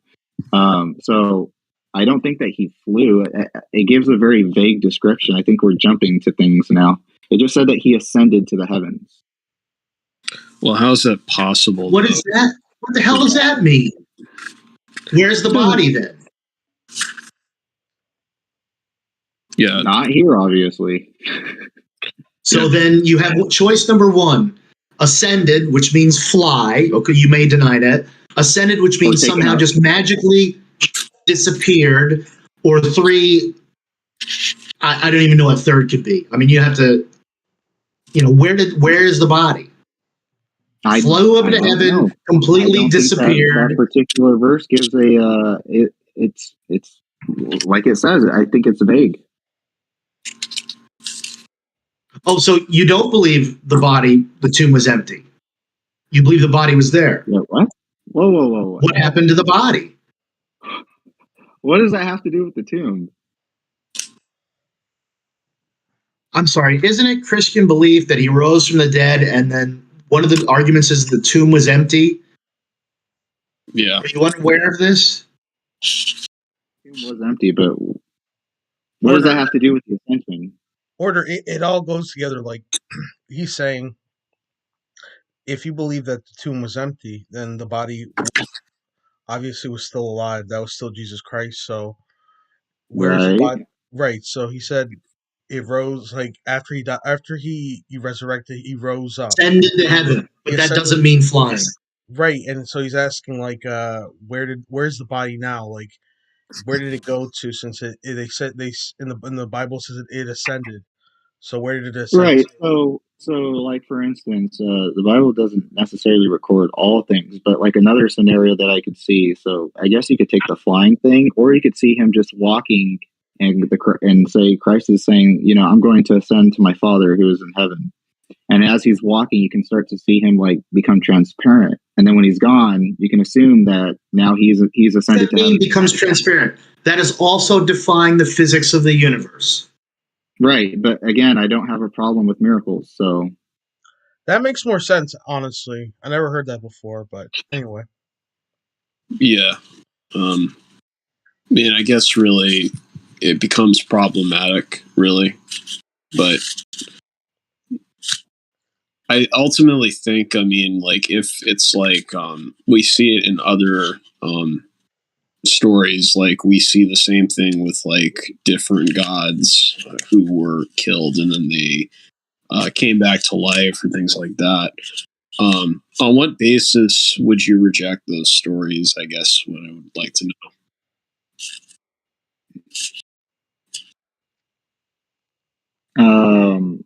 I'm sorry, could you say that again, Necro? So like we have other stories of like gods that like died and then they came back to life, right? Or things like that. Isis, right? Well, I'm not necessarily, and there's no specific gods, just gods. Osiris would be a good one, yeah. Yeah, they're just gods. So they're just gods or beings that were killed or they killed themselves, whatever it is, and they came back to life. What would be your basis to reject those stories? Okay, so like for instance, Osiris, I would reject Osiris because Osiris wasn't a real person. Jesus Christ was a real person. Well, I'm saying just any being, because you also have other stories like right. Apollonius. So any other god, right? Like of Apollonius of Tyana, he was around during the time of Jesus Christ, did a lot of the same things that he did. Like their stories are pretty much nearly identical. On what basis would you reject the story of him?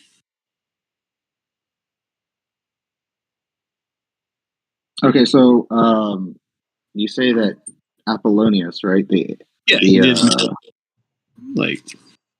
like Jesus. Okay. Real quick, saying that they're similar. What? Just saying, have a good. Oh, okay. Have a good one, man.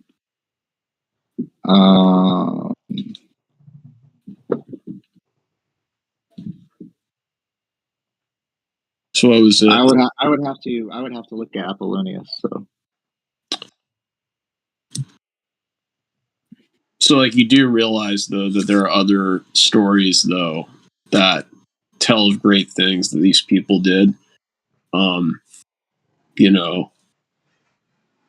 I just would like to know specifically, though, what it would be the reason you would accept Jesus rising from the dead in every other story, which also reports the same thing.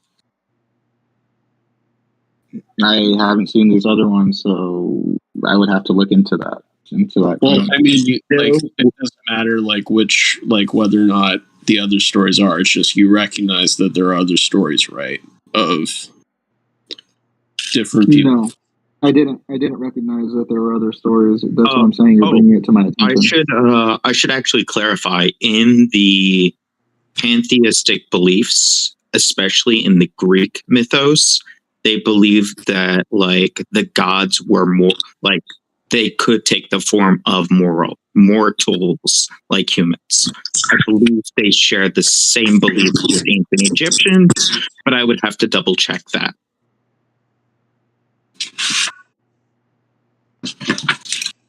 Yeah, I'm not sure about Apollonius, so I don't feel like I'm qualified enough to give a legitimate response. Well, that's fine. Order, just look into it. I mean, it's not a big deal. I mean, I'm not asking you to give a response. I just would like to know specifically, because was Apollonius born of a virgin as well? I don't know if that's exactly what it was, but essentially his life, it's been studied by historians. Like, he did miracles. He was said to have Ooh, actually, hold on. One of my favorite Christian apologists as a response to this was Apollonius of Tyana, a Jesus parallel. Let me see here. There was also a Roman god that kind of did the same thing. Sharing this description of a famous man from the ancient world. Before he was born, his mother had a visitor from heaven who told her that her son would not be a mere mortal, but in fact would be divine. His birth was accompanied by unusual divine signs in heaven. As an adult, he left his home to engage in. So, like, my question, like, on what basis can we justify a lot of the claims that we get of Jesus? Like, would it be something that, if we were to put witnesses at, like, the testimony in a court of law, which tells stories, like, in Matthew, where it says that, like, zombies came up and rose on the dead and marched on Jerusalem, but all the other gospels don't agree with him. And then you have one which says that he turned water into wine, which none of the other gospels and things like that. If we were to put this test into a court of law, like, would we find any of the witnesses to be reliable to the testimony reported? They would? Sure. Yeah, because it's their testimony. Selective account of that person, of what they experienced. You know, I actually did this. Somebody brought this supposed issue up. And for one of my college courses, I had two people who, for 3 days, they were supposed to video record the places that they went, and they were supposed to jot down things that they witnessed or saw.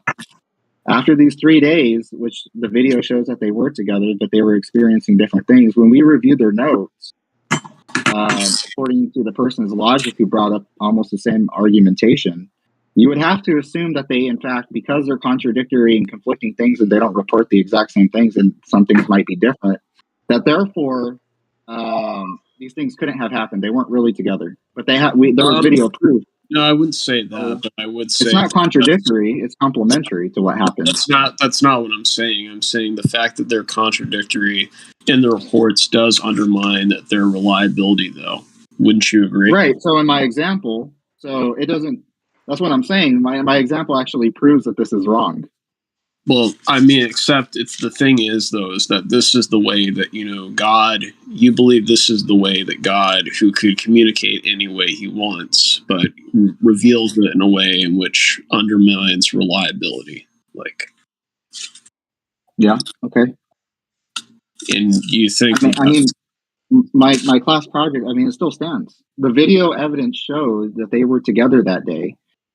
But if we didn't have the video evidence, then yeah, you could safely assume, okay, well, they're not reliable. But the video evidence showed that they are reliable. They are in fact reliable. They were at the same time at the same place, but they were recording different things and according to their perspective. It doesn't disprove or make a contradiction and say like therefore they're unreliable. No, they are reliable. They Well, just talk about because different things. because there's corroboration outside of just the hearsay of them.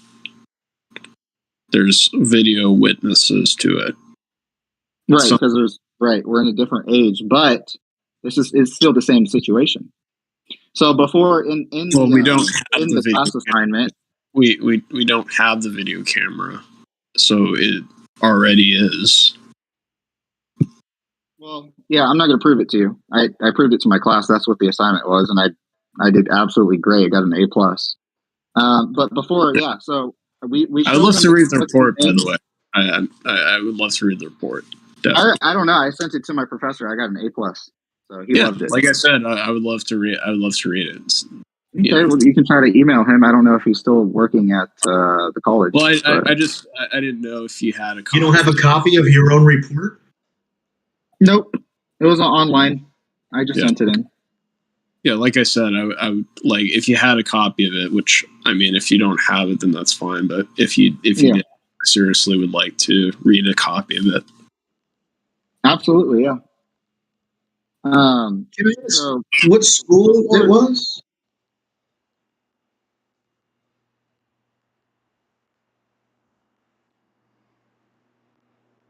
Hello? yeah, can you hear me, Frank? Wait, what Yeah, I happened? was asking what school it was. Oh, what school was it?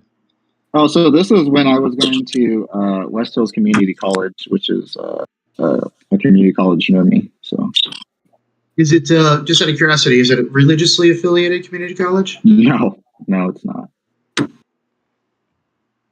All right, guys. We've been going on for What about. was the class, by the way? Again, what was the class again? It was a philosophy class. Oh, okay. All right, guys. So it wasn't like. Well, do you realize that? Sorry. There was an assignment, and he was having us basically be creative, and somebody kept bringing up this type of argumentation, which I found to be annoying. And so I literally set this up, and he was one of the people that participated. And I asked him if he'd want to. And so when we showed the class, according to his logic, without showing the video, which is so the order of sequence of events is. We basically showed the two people. They presented exactly what they read, and then we put it on the projector. We compared their notes. They seemed to have been contradictory, and so by his logic, they were deemed as unreliable. But then we showed the video evidence, and we showed that they were walking together. They were going to the cafes or the local Starbucks. They went to a gas station for these I gave them specific times throughout the day, and I told them, whatever works in your schedule, make it happen.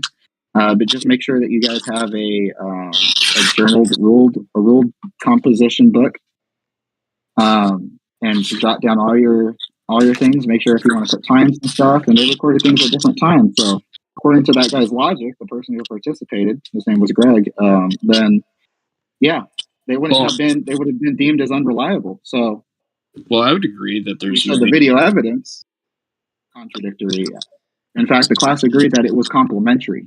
At first glance, it seemed as contradictory, but after reviewing all of the evidence, and saying that it wasn't contradictory, that it was. Hey, stop it! So I just wanted to so like. I understand that, you can have people who have terrible epistemologies, things like that. And that's one of the things with many. It's true that many people who are on the internet, who are just bashing religion, will use methodologies which are themselves not consistent and that's why you have mythicists who will say that Jesus never existed and will say that do that on the basis that there was the first witness we got of him was in the 1st century. Well, this refutes most of ancient history because most of those people, we don't have any accounts of those people until 100 or so years after their deaths, many of them. And so I would agree that there's definitely people, if this person was saying that we couldn't have known because the video wasn't there, I would agree that's probably a terrible epistemology to have. But So, like, I mean, I guess really my question in regards to that is, do you think though that, like, you know, the Gospels, or the fact is that, like, this person has a terrible epistemology, justifies the epistemology which leads to the resurrection? Like, Who has terrible epistemology? well, specifically any person who doesn't accept the resurrection, because I guess what I think is just, even if it's true that, you know, this person had a terrible epistemology, which, judging by what he did, I still don't see what would be the justification for the resurrection, I guess. Okay, is there a way that you can like simplify your question or ask it in a different? I'm not following. Yeah, so it's really just the question, kind of what I was looking for in the beginning. On what basis really can we accept the claims of Christianity, specifically of his resurrection, and, you know, deny? No, just so just look And deny. at historical. I'm sorry. Go ahead. And deny all the other claims of other people who are said to do many other things, like I said, Apollonius, who did a lot of things that Jesus did.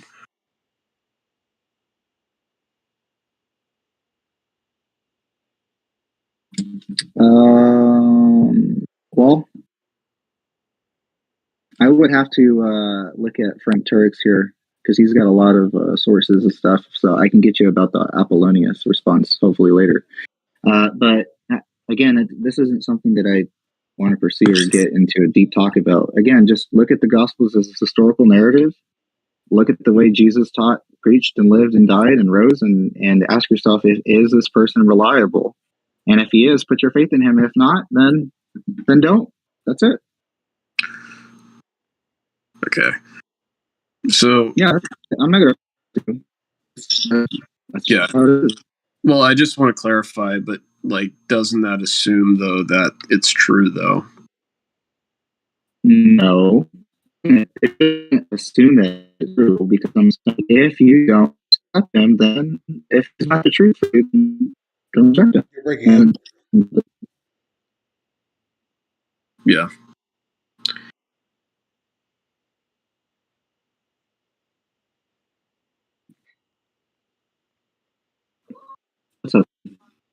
Because I mean, really, I feel like it's just kind of something similar. People, when I was a Christian, one of the things people used to present me was William Lane Craig and his arguments for the Kalam, which I find appealing. But it was interesting when I read one of the first passages of his book. The reason why I didn't bother any further with the arguments that he presents was because when he said that, essentially, that if his arguments fail to convince them, then it's his fault, not God's. Okay. And which to me implies ultimately that, essentially, that if my arguments fail to convince you, then I must have done a poor job of explaining it. Like, that kind of just assumes, though, that, you know, you're already right, even if it doesn't matter that. No, it doesn't mean that you're right. Like, for instance, it could just be that that someone's approach, like Frank.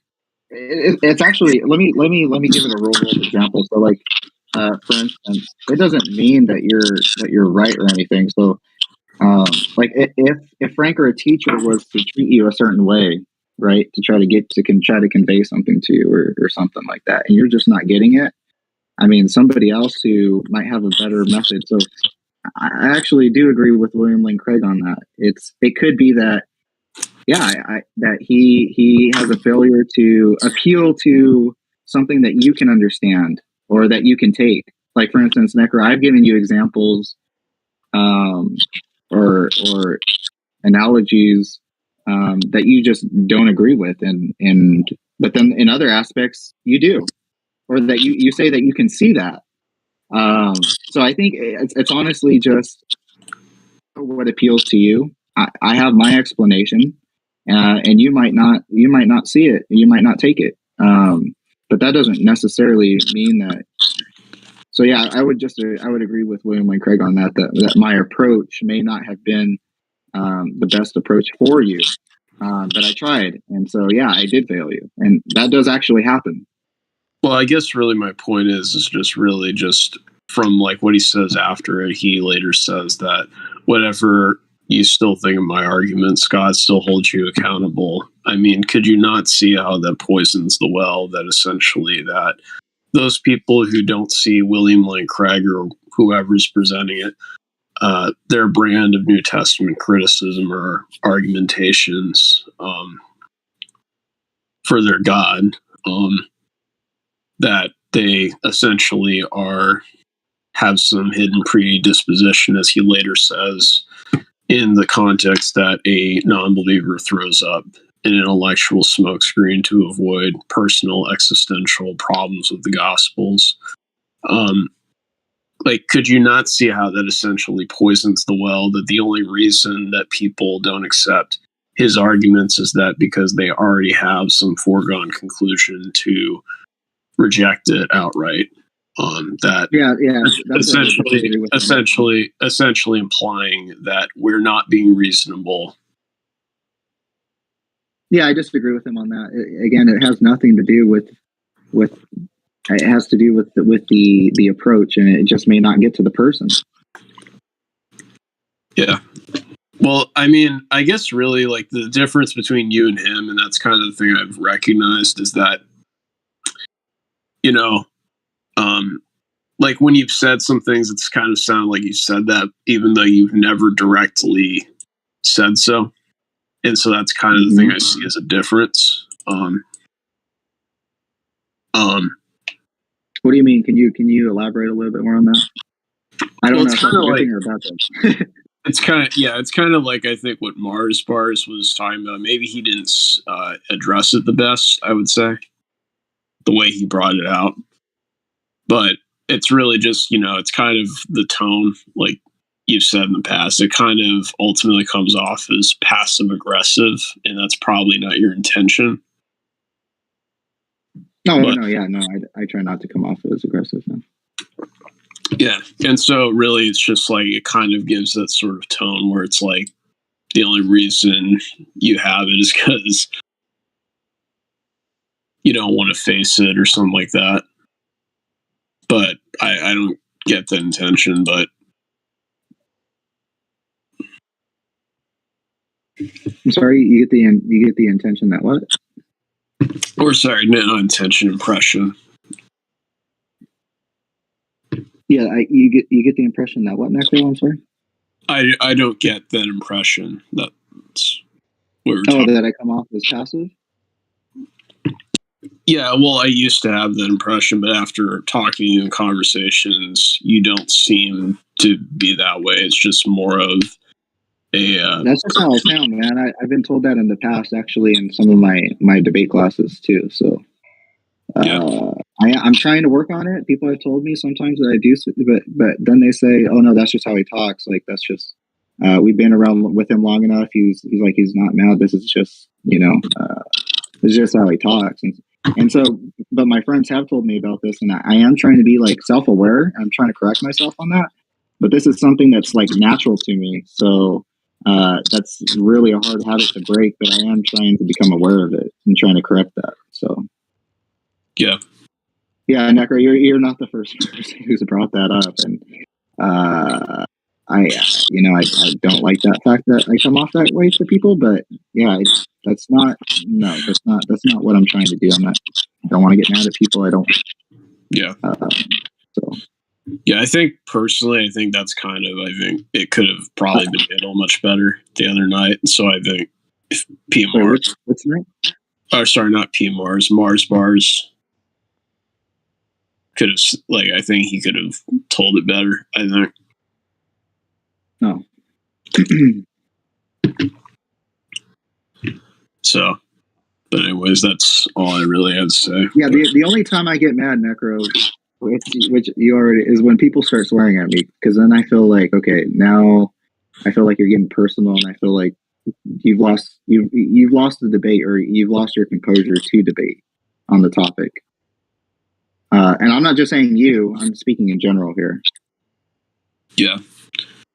So, I mean, if you want to piss me off, I guess that's one way, but again, like that's another reason why is because I don't want to be angry.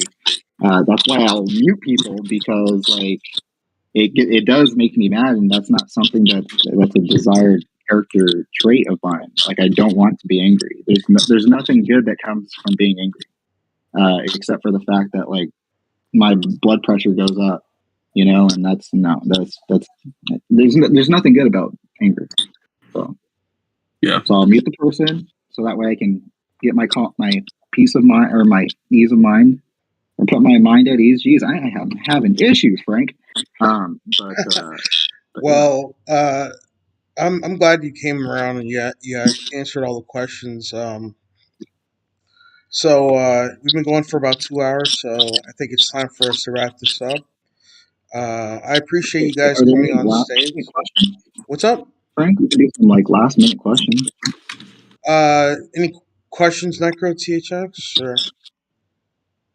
Or Scotty? Or Wanted to Malcolm? thank. I'm sorry. I just wanted to thank Order for his time. Appreciate it. I think there's some problems with what you said, but hey, that's just the way life is. Right. Yeah, it could just be because I have no clue what you're talking about, or I don't know how to articulate it in a way and deliver it in a reasonable fashion, or so with a clear understanding of what I'm trying to say. So I'm working on that too. I'm working on debating in general, so I'm fairly new. Yeah, I say I would also agree, like, getting anger doesn't help, because a lot of times it usually just gives a lot of people the impression that you're unprofessional or things like that. Yeah. So Necker, I apologize for those times I have, and I know you talked about, and you're like, it makes discussions hard. I do understand that, but for my well-being, right? For like, I need to do what's best for me and for the other person, and I don't want that part of me to just come out and then like start like that's not something I want people to see. That's not something that I want to see within myself come out. Like, that's, like I said, it's an undesired behavior, and I don't want to do that. So Yeah, I just ask people to respect that. I guess really my question is just like, do you not think like you can just tell the person, okay, like, I don't appreciate when people swear, so if you want to, like. Yeah, so like the last incident, I don't remember who it was, but I was saying like, hey, I've been respectful to you, and he just kept talking, and then he was like saying, he was like making fun of Christianity, and so I was like, I was getting upset about it, because I was like, dude, we're supposed to be having a discussion. And then he was trying to call me dishonest, which I didn't think was dishonest, and the people that I was talking to, which opinions mattered most, they even said that I wasn't being dishonest. But I saw what he was trying to do. He was trying to like get the audience on his side, or try to get people, because when they said no, he kept asking, and then he would reformulate his question and point out my responses. And see, that doesn't go well, because again, I'm not trying to be manipulative, and I explain that. But when people continue to pursue, and then he personally messages me, and then the only time he comes back on stage and he leaves is to just talk about me again, I see what he's trying to do. He's trying to rile me up. He's trying to get some type of response, and I'm not going to let him have it. So, yeah, talking about Mars bars, or I don't remember who it was. I don't think it was Mars bars. It was I honestly don't remember. Yeah, I mean, specifically, his name. Yeah. I mean, personally, it's just like that was kind of the thing. Really, it's just I feel like, I mean, the only thing that I would personally like think would be better in a situation, like in the interactions, is to tell the person, honestly, you don't appreciate, you don't like people using that language, and so if you talk with me, like. I did tell him that, yeah, and I said, "Hey, I've been respectful and cordial to you. Can you give me the same courtesy?" And he just kept going on and on and on and on, and I was like, "Okay, mute." Yeah, I'm just saying, like with people like Mars bars, I mean, I feel like Who is Mars Bars? I really don't remember. Who's Mars Bars? is the guy who was like when you guys were on. I can't remember what the stage was called, but you guys were discussing with philosophical plebeians. Yeah, it was. Do you remember Order? He because they were asking questions about what was it? They were asking questions about um. Do you remember the conversation, Necro? What they were asking him? I can't remember. Something with the problem of evil. No, it wasn't the problem of evil. It was the problem of oh yeah, can beings freely choose the good? Yeah, something about the problem of evil. And yeah, and then he came I just on. want to say thanks. I'm going to bail. So Order, Frank, Necro, thank you very much. Take care. All right, take care, cheers, THX. Anyway, so yeah, I remember that. And then Mars Bars came on and said you were like not answering the questions and all that. Yeah, I remember. He I pretty said much I was answering to the best of my ability. He pretty much accused you as far as I could answer. Like just quoting him, like he pretty much accused you of being a condescending piece of shit or something like that. Yeah. I don't understand. Like I wasn't being condescending. I don't know what he was talking about. Well, I mean, the thing is, Order, if you can't answer a question, I totally understand. You know, like it's fine because like not every Christian has like a well defined philosophy yet. Like they're still searching for the answers to the questions that they have. I mean, you have your reasons to believe in God, and I'm not going to take that away from you. You know, regardless of what other people might believe, it is what it is. You know, whether I agree with that or not. So, I mean, the thing that bothers me, like the only times theists bother me, is really just when they tell me that they know what God wants and say that that they know the ultimate purpose of my life and present that sort of arrogance, and that is arrogant for me to ask them how they know this stuff, and they continue to attack my critical mind by asking these questions of them, how they can dare to ask these sorts of questions, specifical presuppositional bullshit and things like that I get.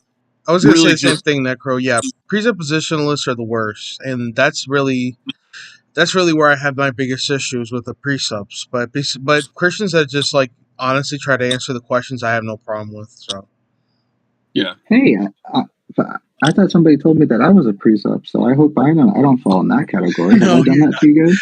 I mean, not all presups are Darth Dawkins, and so like there's definitely presups I've had better conversations with. Yeah. But I don't know how they could allude to knowing they know God's plan, because I don't know how they could say that. I don't know how they could justify that. I certainly wouldn't propose that, and I definitely wouldn't say, Necro, that your ultimate plan, that's up for you to decide or for you to discover, honestly. Like, for instance, say God did choose you. Like, how do, like say that, oh, your purpose is to preach.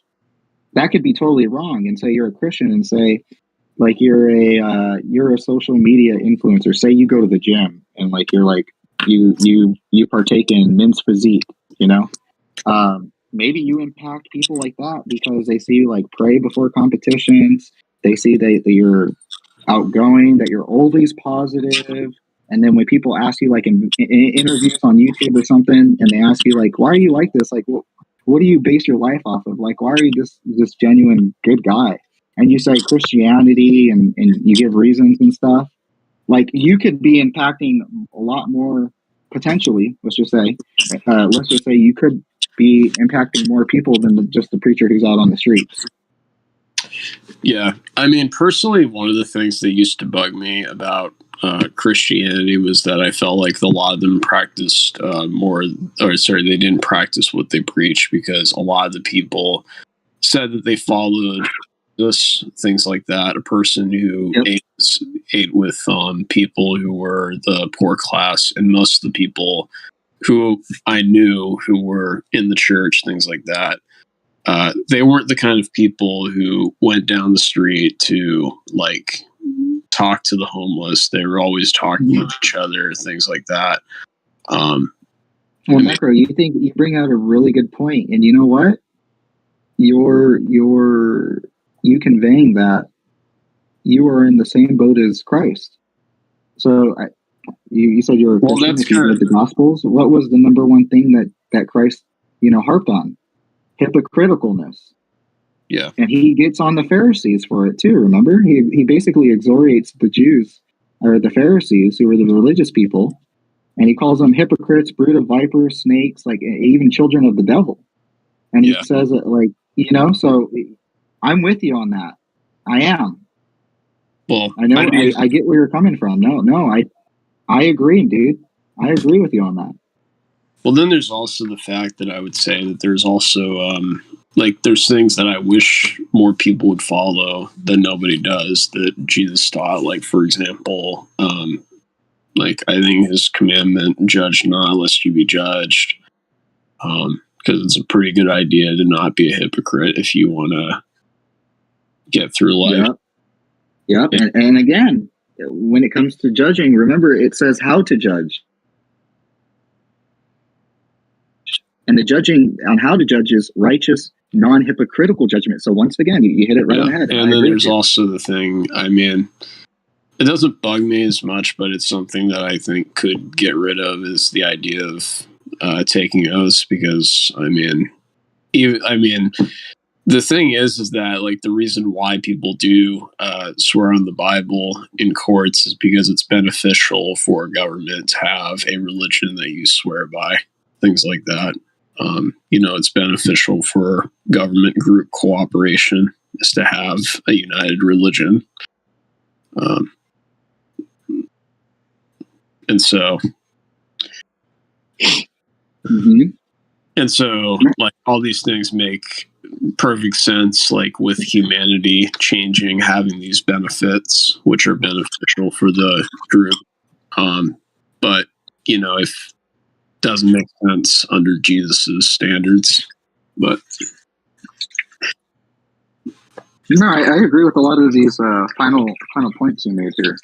No, yeah. Well, then there's the thing that also bugged me was just a lot of the opinions. This might be a minor issue, but it's just that a lot of the things that people bring up, judgments, I think are just more political influence than by influence of what Jesus taught.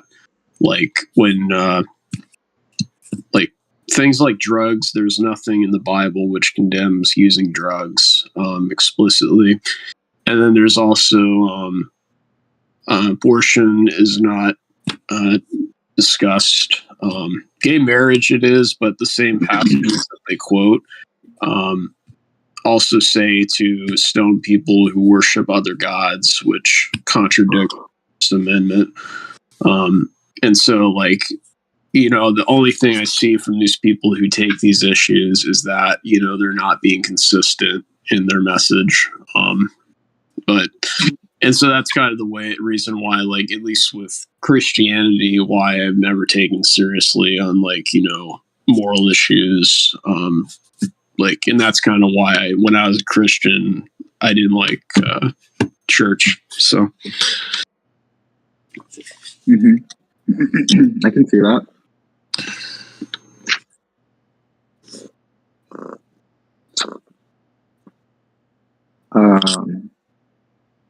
Maybe we can get into those topics another time, Frank. But I think we're about done here. Definitely. All right, guys. Thanks for coming in, Order. Necro, thanks again for asking questions. And you're good at your job, Frank. Definitely. Well, it was a good night. So I appreciate it, guys. And you guys have a good night. Thank you. Thank you to the audience. Thanks, Scotty. Yep. Are you just ending the stream, Frank? Or? Yeah, I'm ending it. Okay. Were you satisfied with most of my answers there, Frank? Oh, it was good. I think you did a good job. The only problem was what Ziz said. I was asking the problem was I was asking questions that, like, how do I explain, like too rapidly, like out of line, instead of diving deep into some of the questions. So I have to get Well, better. I thought it was a rapid fire question. Yeah, no, and that was the point. Like, that's what I tried to explain. Then is like it's a rapid fire, like just one after the other. But it could have been Yeah, better if no, I I would have. understood. Yeah. It could have been better if I could have dived deep into some of the questions, but it's fine. I'll do Yeah. better next time whenever I do for T jump or whatever. So Okay. it's gonna Yeah. work out. I appreciate it, Order, by the way. Thank you, man. Hey, no problem.